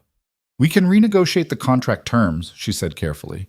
"If the partnership close is the trigger for termination, and it moves—" "That's not what I was going to say," he said. She held her coffee cup. "What were you going to say?" He looked at her. In the late-night kitchen with the papers around him and the city quiet outside, he looked like someone who had arrived at an edge he'd been avoiding for months and found it closer than he'd calculated. "I don't know," he said. It was the most honest thing he'd said to her that wasn't about work or Lily or history. She nodded slowly, like acknowledging a fact. She went back to her laptop. He went back to his. They stayed that way for another hour, and when she went to bed, she lay in the dark and thought about edges and timing and the particular cruelty of arrangements that were designed to end. The thing that changed everything came from outside the house, which was, in retrospect, exactly where it would have to come from. His name was Richard Voss. She found out about him the way people find out about threats they didn't see coming, suddenly, all at once, after the fact. On a Tuesday morning in the last week of January, Diana Yoon called Logan before 7, and Emily heard his side of the conversation from the hallway, which told her enough. "When?" he said. And then, "How much of it?" And then, in a voice that was very quiet and very level in the specific way that meant he was working to keep it that way, "Get the legal team in at 9. He came downstairs 15 minutes later. Emily was in the kitchen. He stopped in the doorway. "There's going to be a news cycle," he said. "About what?" "About you." He looked at her steadily. "Richard Voss is a business rival. He runs Vestmore Capital." She already knew the name. She kept her face neutral. "He's been watching the Hartman deal since it started moving," Logan said. "He tried to get into the partnership twice and was declined both times. Logan stopped. "He's given a story to a financial news outlet. It publishes tomorrow morning." "What story?" "That our arrangement—" He stopped again. "That you were hired. That you're a paid actress. That I manufactured a relationship to close the Hartman deal, and that you're a woman with no professional standing who was brought in to deceive an elderly investor." His voice stayed level. "It frames you as someone who targeted me for financial gain." The phrase they're apparently using is "gold digger," Emily said. His jaw tightened. "Yes." She put down her coffee cup. She felt something cold move through her chest. Not panic, not quite. The particular clarity that came when something you'd been afraid of finally arrived and revealed its actual shape. "How much of it is verifiable?" she said. "The contract exists. Our attorneys use standard confidentiality, but Voss has resources. The payment records." He looked at her. "He knows about the payment structure, not the amounts, but the staged nature of it." "Who talked?" "We don't know yet." He moved into the kitchen, stopped at the counter. He had the expression of a man standing in a room where something had just caught fire and was doing the math on exits. "Emily, I need to— The legal team is going to advise that I distance myself from you publicly. Issue a statement. It would be the cleanest way to protect the Hartman deal, she said. Yes. She looked at him. He was looking at the counter. Is that what you want to do? She said. He didn't answer. Logan. She waited until he looked at her. I'm asking what you want. Not what the legal team advises, not what protects the deal. What do you want to do? The silence lasted long enough to be its own kind of answer. She nodded, once, and picked up her coffee cup. She felt the thing in her chest adjust. Not break, just shift, settling into a shape she recognized from 30 years of learning that wanting and having were different problems. I understand, she said. It's a business decision. The partnership is... That's not... He pushed back from the counter. Don't do that. Do what? Make it easy for me to be wrong. His voice had an edge she hadn't heard before. Not anger exactly, something rawer. Don't just... I'm trying to think clearly. Then think clearly, she said, but don't think for too long. The story runs tomorrow. He looked at her with an expression that was doing several things at once. The calculation and the feeling and the fear, all of it visible in a way it almost never was, like the managed surface had cracked along a fault line she hadn't known was there. If I don't distance myself, he said, and the deal falls through. I know what it costs, she said. I know the full number. I read all the files, remember? She looked at him steadily. I'm not asking you to sacrifice the partnership. I'm asking what you want. He said nothing. She put her cup in the sink, rinsed it, set it on the rack. I'm going to call my attorney, she said. Let me know what you decide. She went upstairs. She sat on the bed and called Gloria Rice, who picked up on the second ring and listened to the situation in the exact silence of someone filing everything in the right place. Can they prove the arrangement? Gloria said. They can prove the payments. The contract is confidential, but Voss has resources. The framing is defamatory, Gloria said. The gold digger narrative said, if the actual arrangement was a legitimate business contract, they're mischaracterizing it. The arrangement was exactly what it sounds like when you describe it badly, Emily said. I moved into his house and attended events as his fiancée in exchange for money. The fact that it was a contract doesn't make it sound better in a headline. Gloria was quiet for a moment. No, she said, it doesn't. A pause. What does Hayes want to do? I don't know yet. Emily, Gloria's verdict voice. Whatever he decides, you have rights here. You have a contract and a legitimate claim, and you don't need him to protect you. You can protect yourself. I know. Do you? She looked at the wall. I know it intellectually, she said. Gloria made a sound that was almost a sigh. Call me when you know what he's decided. She hung up and sat with the phone in her hands. She thought about the way Logan had said, don't make it easy for me to be wrong. She turned this over. It meant something. It was the kind of thing you said when you were trying to talk yourself into the wrong choice, and someone was failing to help you do it. It was the language of a man who knew what he should do and was afraid of it. Afraid for the same reason he'd been afraid for 4 years. She went back downstairs at noon. Logan was in the study, on a call. She could hear the low register of his voice through the closed door. Not the words, just the tone, which was the controlled professional tone and not the kitchen at 10 p.m. tone, and that told her something. She went to the kitchen and made lunch for Lily, who was home because of a teacher development day and had been reading in the living room with the disciplined focus of a person who had decided to be somewhere else emotionally while the adults sorted things out. Lily had an instinct for the weather of a house. She always had. Emily brought her a sandwich. Lily looked up, pushed her glasses up, assessed. Is it bad? Lily said. Emily sat down in the armchair across from her. There are people saying things about me. Some of them will be on the news. Lily held this with the serious, careful attention of a child who had learned not to flinch from hard things. What are they saying? That I don't belong here, Emily said. That I'm here for the wrong reasons. Lily was quiet for a moment. Are you? No, Emily said. Lily looked at her for a long moment with the same assessing gaze she'd had since the beginning, the one that had softened layer by layer over 3 months, but which still had the precision of a child who had been wrong about a person before and knew what that cost. "I know," Lily said. She said it the way she'd first said Emily's name in the doorway, plain and deliberate, no cushioning around it.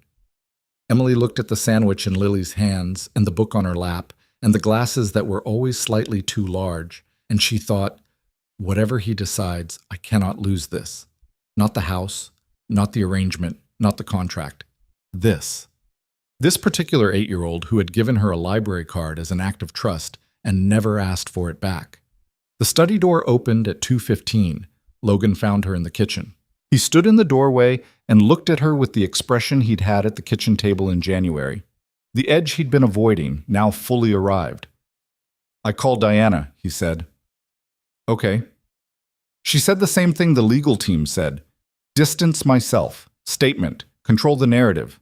He came into the kitchen, stopped in the middle of it. She also said, he stopped. "What?" She said she'd never seen me bring anyone to a work trip in 4 years. She said she'd never seen me. He looked at his hands. She said I looked different since October. Emily said nothing. "I'm not good at this," he said. "I want to be clear that I know that. I don't do this well.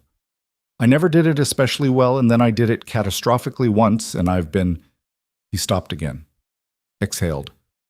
"I've been standing very still ever since, because standing still felt like the same thing as being safe." "It's not," she said. "I know that now." He looked at her. "I've known it for a while. I just didn't want to..." "Logan, I'm not going to issue a statement," he said. "I'm not going to distance myself from you. If the deal falls through because Voss burned it down, then I'll rebuild it. I've rebuilt things before." His voice was steady, but not calm. The particular quality of steadiness that came from deciding something and meaning it. "I'm not doing to you what was done to me. I'm not letting someone else's agenda determine what I..." He stopped. "I'm not letting fear make this decision." She looked at him. "You might lose the partnership," she said. "You should know I understand what that means, and I'm not asking you to..." "You're not asking me to do anything," he said. "That's the point." He crossed the kitchen in 4 steps and stopped in front of her, close enough that she could see the exact expression on his face. And the expression was not the managed CEO face, or the careful father face, or the Geneva dinner face. It was just a face. A tired, decided, slightly scared face, belonging to a person who had finally stopped standing still. "You've never asked me for anything that wasn't in the contract." "I asked for the car allowance," she said. Something broke open in his expression. The almost smile finally fully arrived, unguarded and real and slightly wrecked around the edges. "Gloria's idea," he said. "Obviously." He looked at her. She looked at him. The kitchen was very quiet. "Emily," he said. "Don't say it if you're going to take it back," she said. Not hostile, just honest. The directness she'd stopped apologizing for at 27, in the service of the truest possible thing. "I'm not going to take it back," he said. "You were going to, this morning." "I know." He didn't look away. "I'm sorry." She held his gaze for a moment, then she said quietly, "I found the folder." He went still. "The settlement with Vestmore," she said. "The photograph of Lily, the note." She held his gaze. "I found it 3 weeks after Geneva. I've been carrying it since then." He said nothing for a long moment. The muscle in his jaw moved once. "You didn't say anything," he said. "It wasn't mine to say anything about. It's yours." She looked at him. "But I need you to know that I know, and I need you to know that it..." She stopped, rearranged herself. "You let them pay you less than you were owed to keep her name out of it. You did that quietly, and you never told anyone, and you've been carrying it for 4 years. She felt something tighten in her throat that she controlled before it became anything. "That's the truest thing about you. Not the company, not the deal, not the buildings with your name on them. That." He looked like a man who had been reached in a place he'd walled off so long ago he'd forgotten it was still tender. "Lily doesn't know," he said. "She doesn't need to. Not yet." Emily held his gaze. "But you should stop punishing yourself with it. Whatever you've been using it for. Proof that you were wrong. Proof that you can't trust your own judgment. You can stop." He exhaled. "You're very alarming," he said, and his voice was rough and quiet. "You've mentioned that. I mean it more than before." The kitchen held them both for a moment. Outside, the January wind moved along the side of the house, and somewhere upstairs a door opened and Lily's footsteps moved down the hall toward the top of the stairs and then stopped. A child who knew, instinctively, when to wait. Logan reached out and put his hand on the side of Emily's face. Not a performance, not a transaction, just a man touching the face of a person he'd stopped pretending he didn't need. And said, with the careful precision of someone who had spent 4 years being afraid of this exact sentence, "I'm in love with you."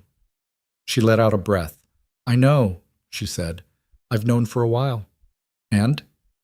"And I'm in love with you back," she said. "I've been trying not to be, and it didn't work." His hand moved slightly against her face. "How long?"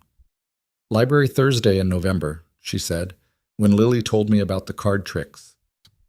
Something moved across his expression that she had no good word for, relief and grief, and something that was just open, like a window that had been stuck and had finally given. "That's specific," he said. "I'm a specific person." The footsteps at the top of the stairs resumed, careful, deliberate, the sound of a child deciding to come down. They stepped apart. Not apart, just to a distance that was still close, that didn't pretend anything had not just happened. Lily appeared at the kitchen doorway in her fox sweater, glasses slightly crooked, book under her arm. She looked at them. She looked at her father. She looked at Emily. She pushed her glasses up. "What's the capital of Vermont?" she said. "Montpelier," Emily said. Lily nodded once, the nod of a person who has confirmed something she already knew but needed to verify anyway. She went to the refrigerator, got herself a glass of water, and went back down the hall without comment. Logan watched her go. "That was her version of okay," he said. "I know," Emily said. "I speak Lily." He looked at her with the expression that was not a recalibration anymore. It was something settled, something that had finally found its right shape. "The story runs tomorrow," she said. "Yes." "What are we going to do about it?"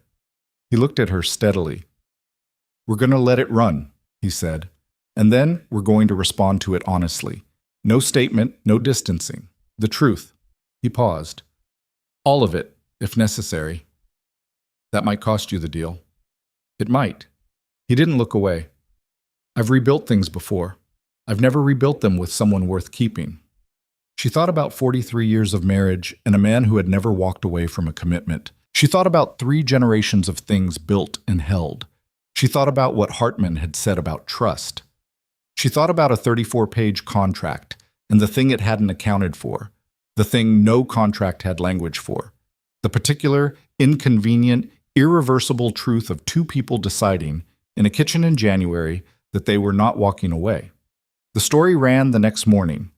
The headline read, "Hayes Global CEO's Mystery Fiancée Paid Actress or Calculated Deception."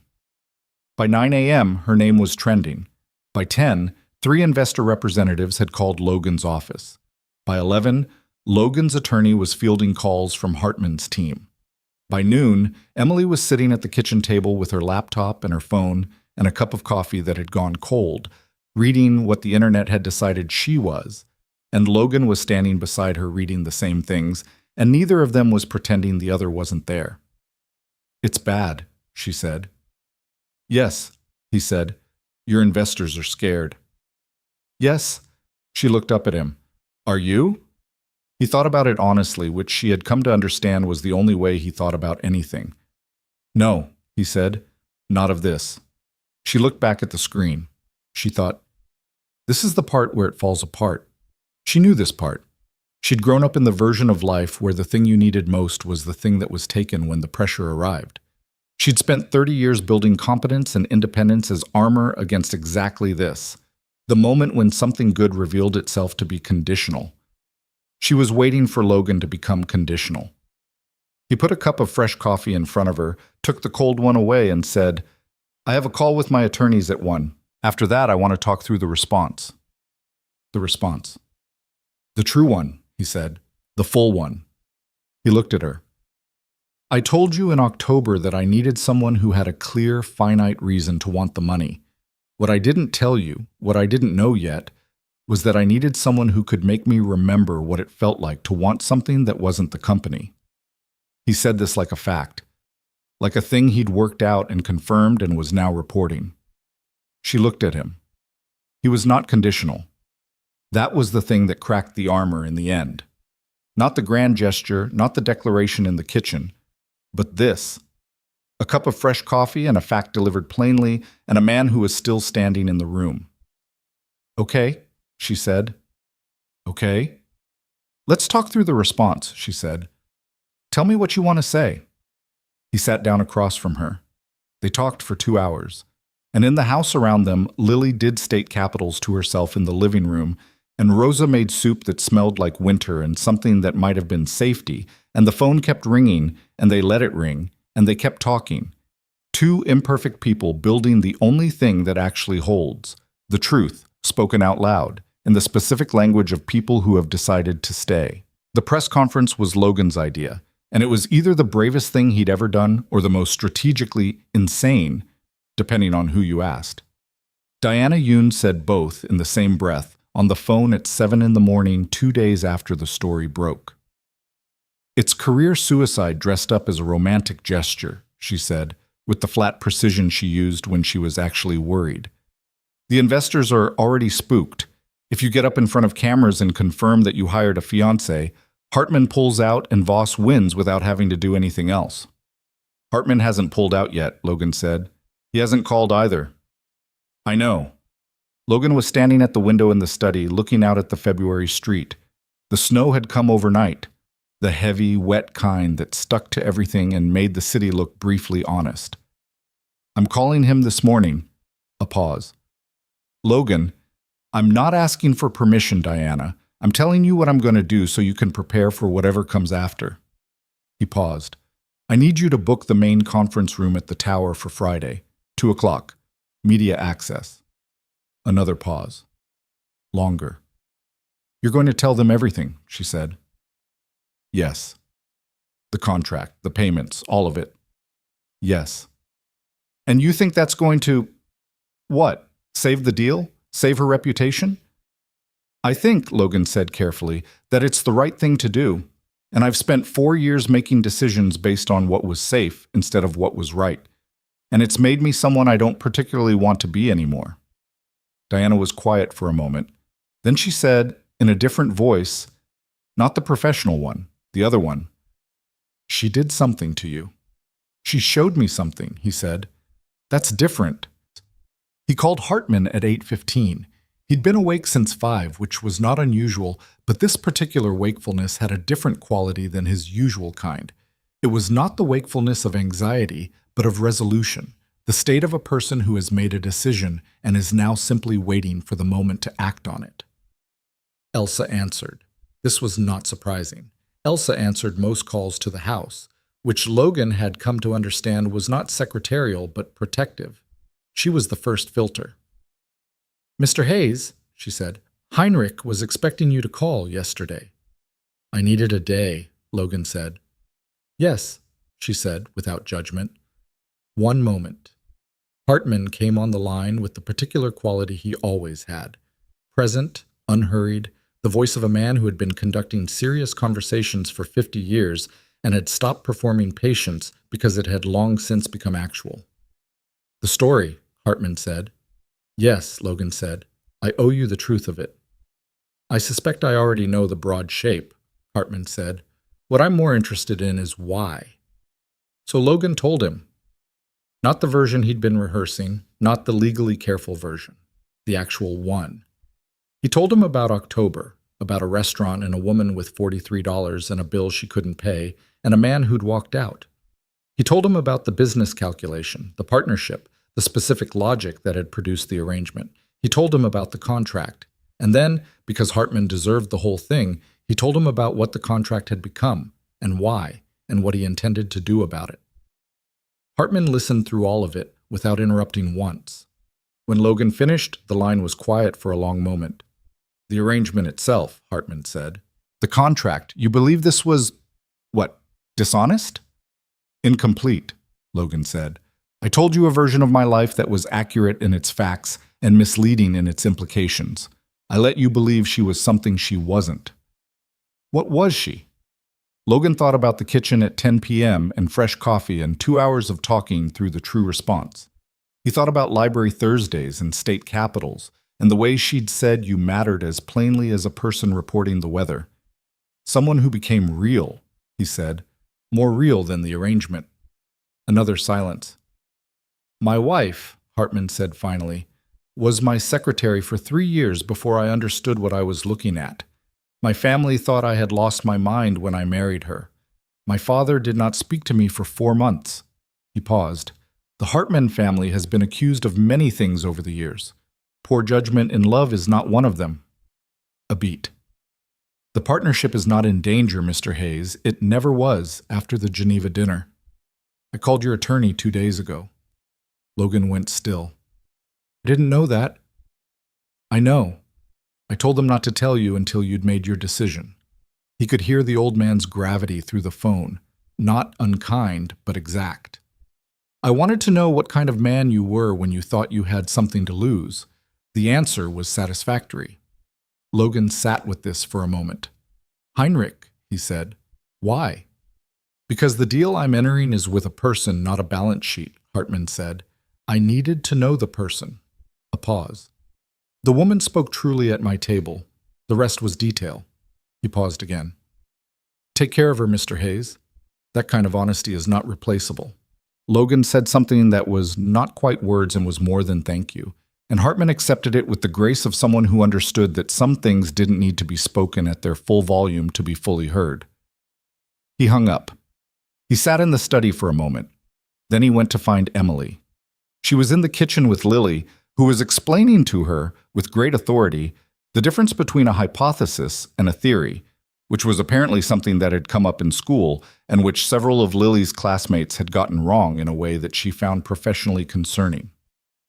A hypothesis is what you think might be true, Lily was saying.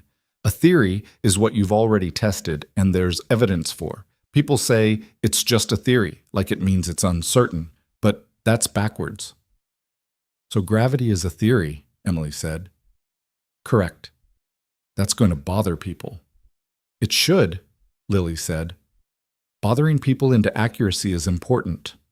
Logan stood in the doorway for a moment without announcing himself. He looked at his daughter, her glasses, her fox sweater, the way she leaned forward when she was making a point she considered non-negotiable, and then at Emily, who was leaning her chin on her hand and listening with the focused, genuine attention she gave everything that mattered to her. He thought, I came very close to not choosing this. The thought had a specific weight. He sat with it for the exact amount of time it deserved. Hartman called, he said. Emily looked up.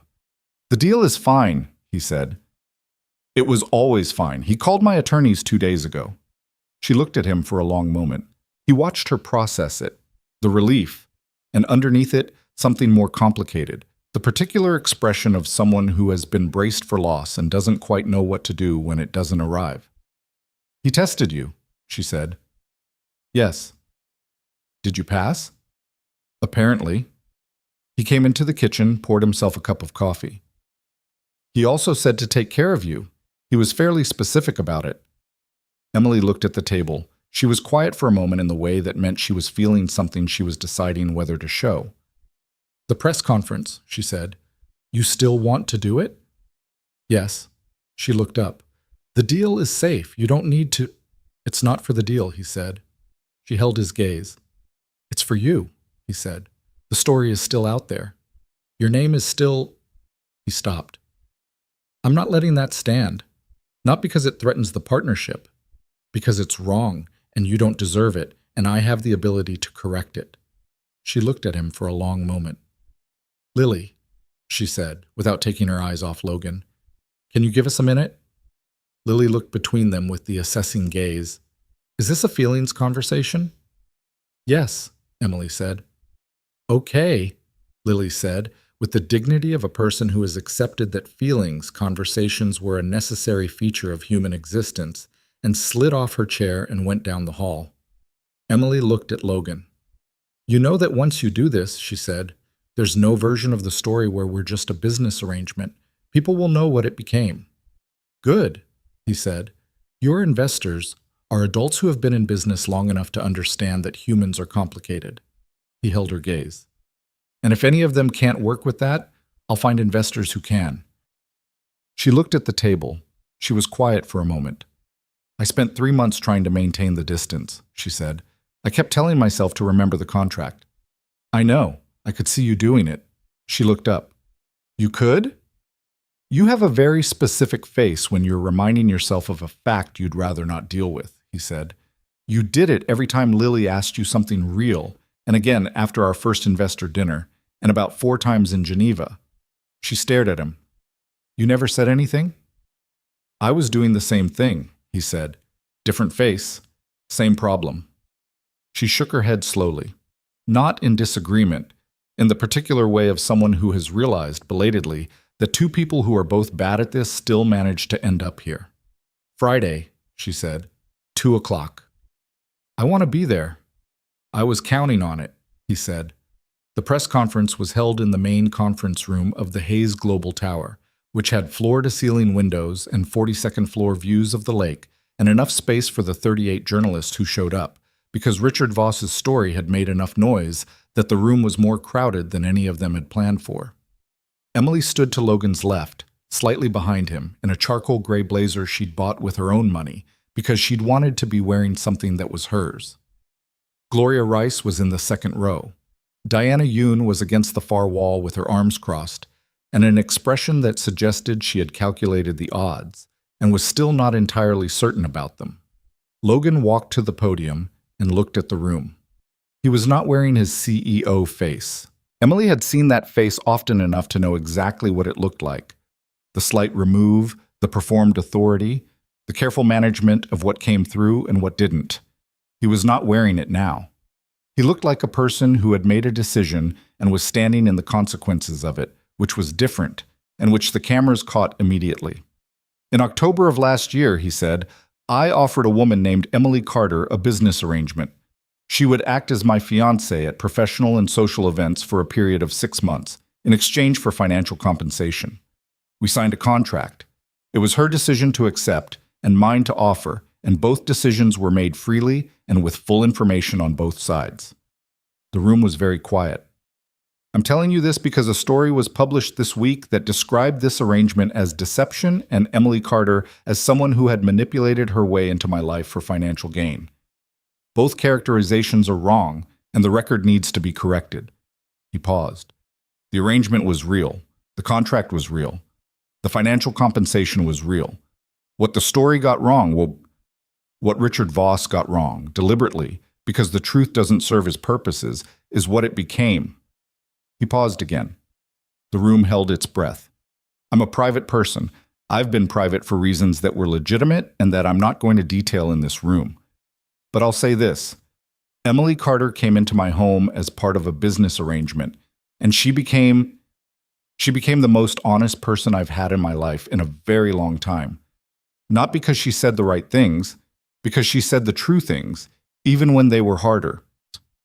He looked down at the podium for a moment, and then looked back up, and when he did, his gaze went straight to her. I fell in love with her.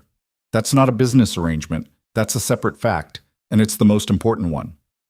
A sound went through the room, not loud, but distinct, the sound of 38 journalists recalibrating. I'm not asking anyone to be impressed by this, he said. I'm asking for accuracy. Emily Carter is not a gold digger. She's not an actress. She's a 30-year-old woman who agreed to an unconventional arrangement for legitimate reasons and handled it with more integrity than I had any right to expect. He paused. Anyone who wants to pursue the story of Richard Voss's motivations, his twice-rejected applications to the Hartman Partnership, his financial relationship with the outlet that ran the story, is welcome to. My legal team will be available after this to provide documentation. He stepped back from the podium. The questions came immediately. Overlapping, urgent, the specific chaos of a room full of people who had come in expecting one story and were now holding another. Logan answered 3 questions, directly, without hedging, without the managed vocabulary of public relations. Then he said, "That's all," and walked away from the podium and came to stand beside Emily and put his hand on the small of her back the way he had at that first investor dinner 4 months ago, except that it was not the same gesture at all. Diana Yoon, from across the room, gave Emily a look that communicated with extraordinary compression, something like, "I had my doubts, and I'm revising them." Gloria Rice, from the second row, gave her a look that communicated, "We're going to talk later, and it's going to be a long call." Emily looked straight ahead at the room. She thought, this is real. Not the arrangement. That had been real from the beginning, in its way. This particular standing beside someone, this particular hand, this particular man who had just told 38 journalists the true thing when the safe thing was available and easier and right there. She thought about her mother, who had worked 2 jobs and not complained, and what it would mean to her to hear that her daughter was standing in a room like this, not as someone's accessory or someone's transaction, but as herself. She thought, I should call her tonight. The aftermath of the press conference was not clean. Cleanness, Emily had come to understand, was a myth that people constructed after the fact. You looked back at the moment and removed the mess from it and called it resolution. The actual resolution was messier and slower and involved, in this case, 48 hours of legal back and forth, 2 investor calls that Logan took standing up in the study with his hand pressed flat on the desk, a social media cycle that peaked on Saturday and began declining by Sunday, and a phone call from Richard Voss's attorney on Monday morning that Logan's attorney described afterward as a man beginning to understand the consequences of his choices. The Hartman partnership closed formally on the last day of February, in a ceremony that was mostly paperwork and handshakes, but that Hartman marked by bringing a bottle of wine from his family's private cellar, which Emily later learned he did only for occasions he considered significant. He handed it to Logan and then turned to Emily and said, in English, with the gravity of a man who chose his words the way other people chose their foundations, "You are a good person to build things with." She thanked him. She meant it. She also cried in the car on the way home, which she hadn't planned on, and which she covered by looking out the window at the March city. The snow retreating, the first suggestion of something green returning, the particular Chicago light that came back in spring like it had been somewhere else and was slightly embarrassed about how long it had taken. Logan, who had been watching her not cry for 2 blocks, said, "You can just cry." "I'm not crying. Your face is doing something. My face is minding its own business." Emily. She turned from the window. She was in fact crying, just barely. The controlled kind that happened when you'd been holding something for a long time and your body decided it was done holding it. She stopped. "I grew up thinking that the best you could hope for was to survive the gap between what you needed and what you had. And then this," she gestured vaguely at the car, the city, everything. "I keep waiting for it to go wrong." "It has gone wrong," he said, several times. Voss, the press, the investors. "And you stayed," she said. "That's the part I can't—" She stopped again. "The people I grew up watching leave when things got hard. It was just what happened. It was like weather." He reached over and took her hand. Not a performance, just a hand. "I'm staying," he said. "I know." She looked at their hands. "That's why I'm crying." He said nothing. She appreciated that he didn't try to fix it. She'd come to love that about him. The capacity to let a thing be what it was without immediately trying to manage it into something more comfortable. She wiped her face with her free hand. "The Grand Canyon trip," she said. "Did you book it?"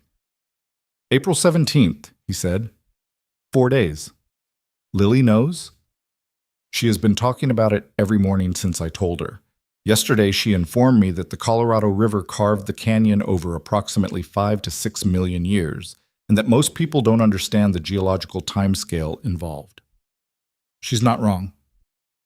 "She's never wrong," he said, with the particular helpless love of a man who has raised a small, terrifying genius and would not change a single thing about it. "It's exhausting." Emily laughed, a real one, the kind that came out before you decided to have it. He looked at her when she laughed. She'd noticed this, that he looked at her when she laughed, not quickly, but the way you look at something you want to remember. She looked back at the city.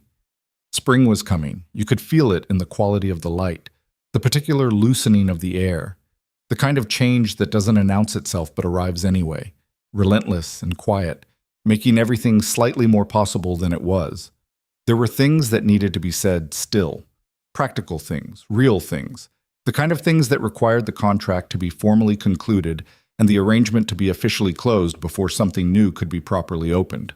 Gloria had already drafted the termination paperwork, which Emily had signed on a Thursday morning at the kitchen table with Logan's coffee untouched beside his laptop and Lily's boots by the door, and Rosa moving around in the background making the sounds that a house made when it had become a home.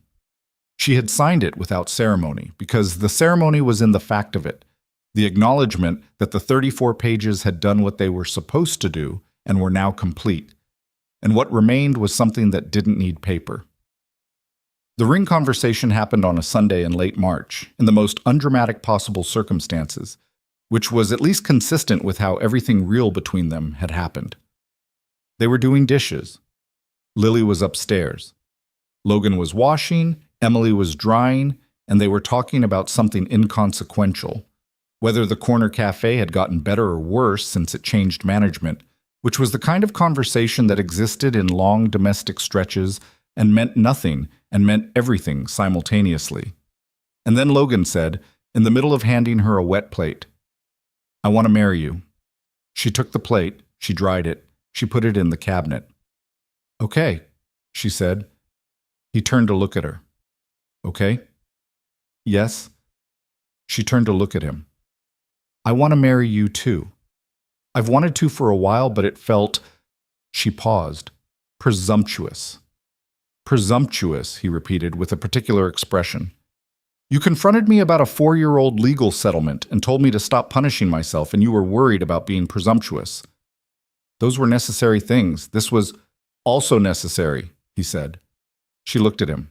He had dish soap on his wrist and was wearing an old Henley that had lost its shape, and his hair was slightly disordered from running his hand through it earlier when Lily had asked him to explain tectonic plates, and he'd realized he couldn't remember enough to satisfy her. He looked like a person, specifically her person, the one she'd been finding layer by layer for 5 months, the one she hadn't expected and couldn't imagine not having. "Yes," she said. "Okay, yes." "I have a ring," he said. "What?" "In my study, in the drawer." He turned back to the dishes. "I bought it 3 weeks ago. I didn't know when to." 3 weeks ago? "I was waiting for the right moment." "You chose dish time." "You have a very threatening library card." She laughed. The real kind again, the involuntary kind. He was smiling properly now, not the almost smile, but the actual one, which she still didn't see often enough, and which she planned to spend a considerable amount of time producing in the future. "Go get the ring," she said. "Now?" "Logan, go get the ring." He dried his hands. He went down the hall. He came back 2 minutes later with a small box, which he opened without kneeling down or making a speech.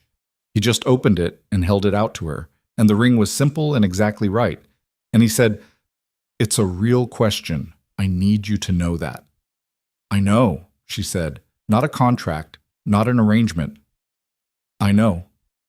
"I love you," he said, which he'd said several times now, but which still had in it the quality of a man saying something true that he'd been afraid of for a long time.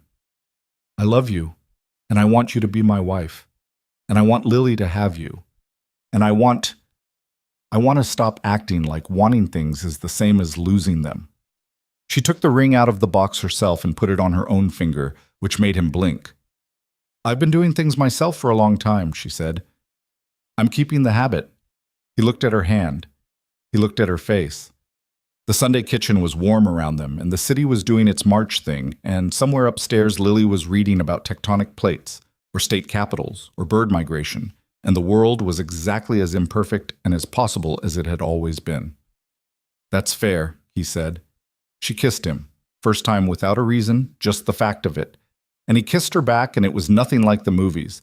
It was slightly awkward because she still had the dish towel in her other hand, and he bumped the counter, and it was exactly right. A year is not a long time in the life of anything built to last, but a year is enough to see the shape of something, to understand what you're actually making, as opposed to what you thought you were making when you started.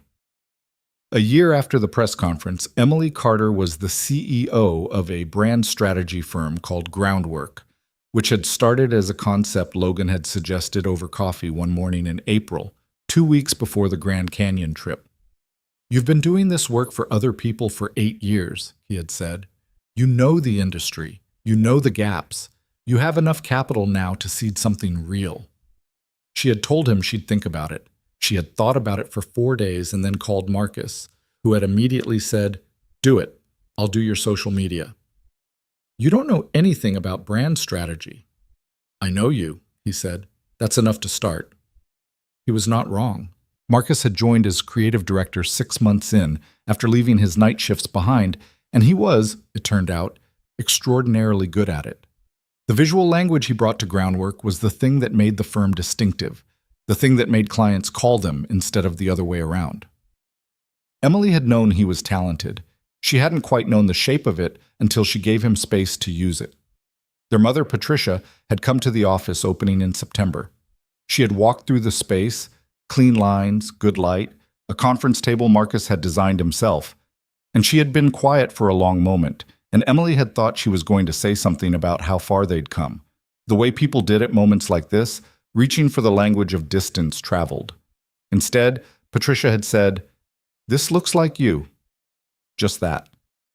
It looks exactly like you. Emily had held on to that for a long time. Groundwork had 7 clients by December. It was not yet profitable on its own terms. Logan had seeded it, and Emily had structured the financing as a loan, formal and documented, because she needed it to be hers, and she needed the distinction to be real. She was paying it back at an agreed rate. Logan had accepted the terms without argument, because he understood by now what it meant to her to build something that belonged to her.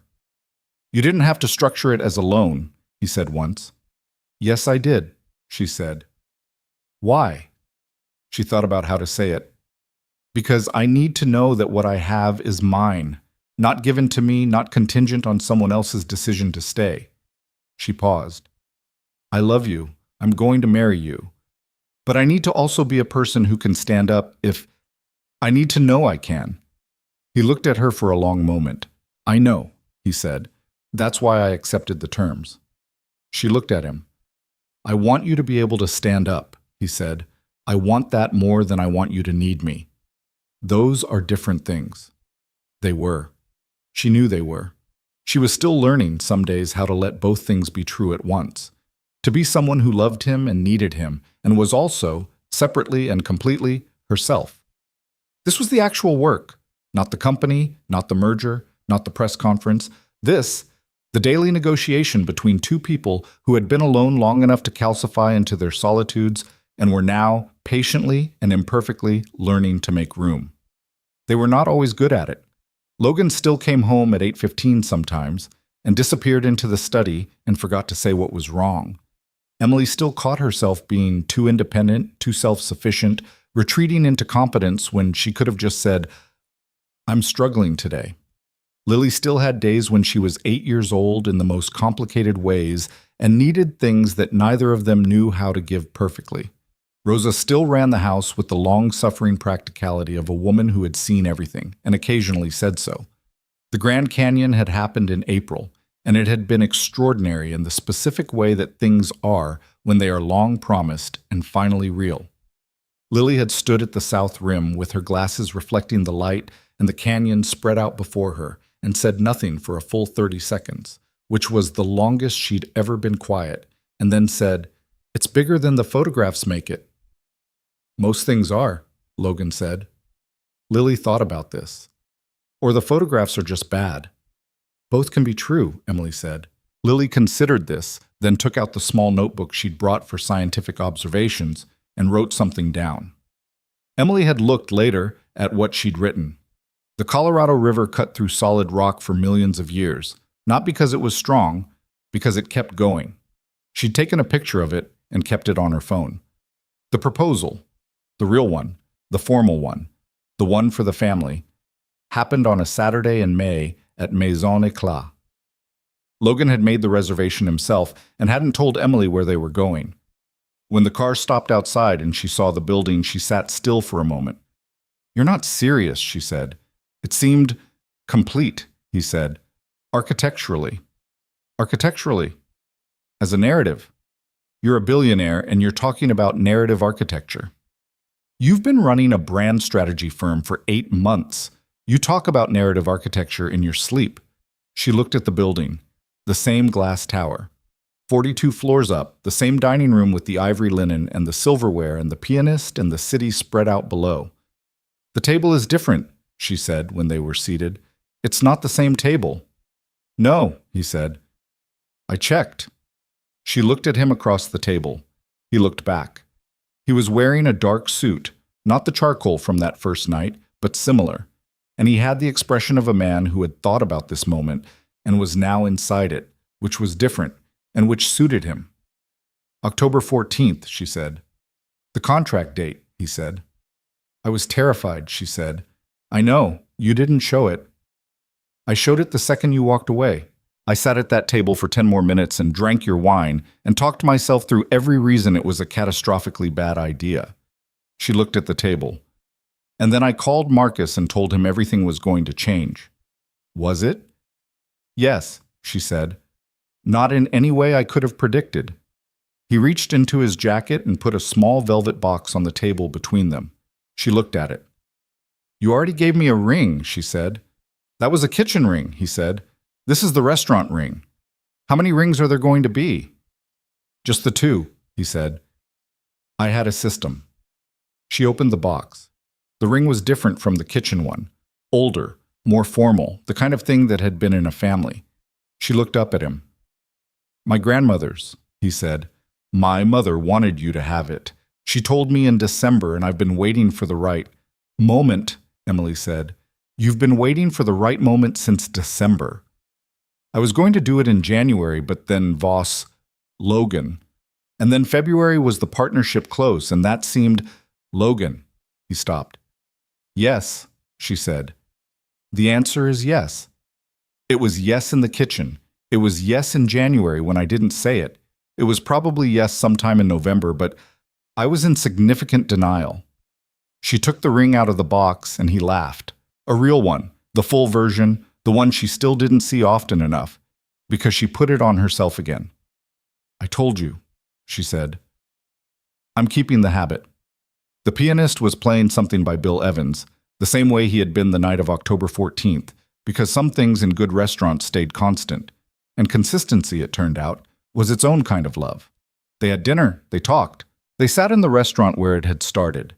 Not the same people who had sat here in October, but continuous with them, built from them, carrying the memory of that night the way you carry the memory of any place where something real began.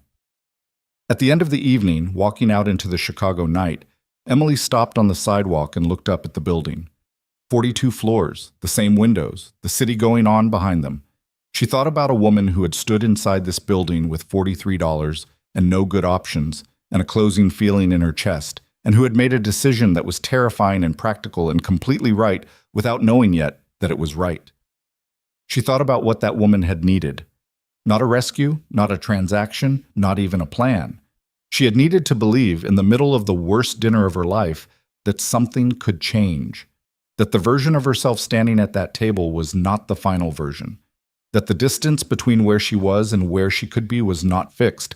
She had not known, on that night, that the distance would be crossed this way, through a contract and a child and a folder and a desk drawer and a press conference and a canyon at sunrise and a ring in a kitchen and a man who rinsed his own plate and kept an alarm at 7:15 because he needed to say goodbye before school. You don't know, when you're standing at the edge of something, what crossing it will cost or what it will build. You only know the edge. You only know the particular quality of the fear that comes with standing at one. And then you cross anyway, because the alternative is standing still forever, which is its own kind of loss. Logan took her hand on the sidewalk. Ready? He said. She looked at the city. The October city had been burning gold. The May city was something else, softer, more certain of itself, knowing it had made it through the cold. I've been ready, she said. You were the one who took a while. I was thorough, he said. You were scared, she said. Yes, he said. That too. She looked at him.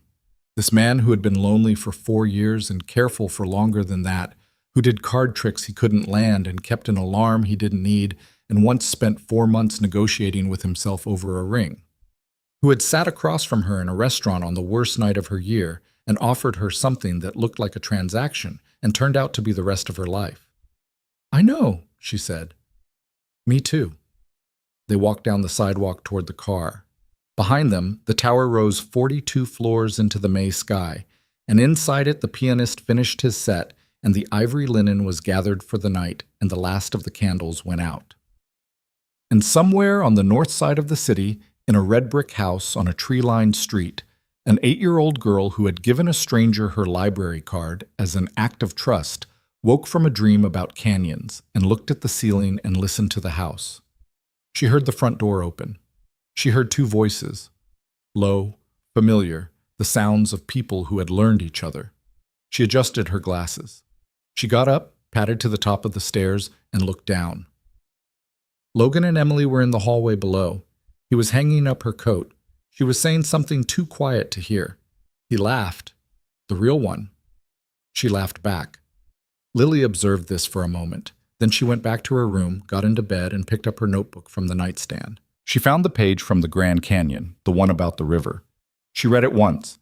Then she wrote, underneath it, in the careful handwriting of a child who understood the weight of words. Also, some things take a long time. That doesn't mean they're not on their way. She closed the notebook. She went back to sleep. The house settled around all of them. The woman who had learned that needing someone was not the same as losing yourself. The man who had learned that standing still was not the same as being safe. And the girl who had known, from the very first capital city, that this was always going to be the answer. They had not been looking for a family. They had been looking for other things: money, protection, partnership, distance, safety. And in the looking, in the long and imperfect and frequently terrifying process of it, they had found something they hadn't put on the list, which is, it turns out, how most of the real things happen. Not by design, not by contract, just by staying in the room long enough to find out what was actually there.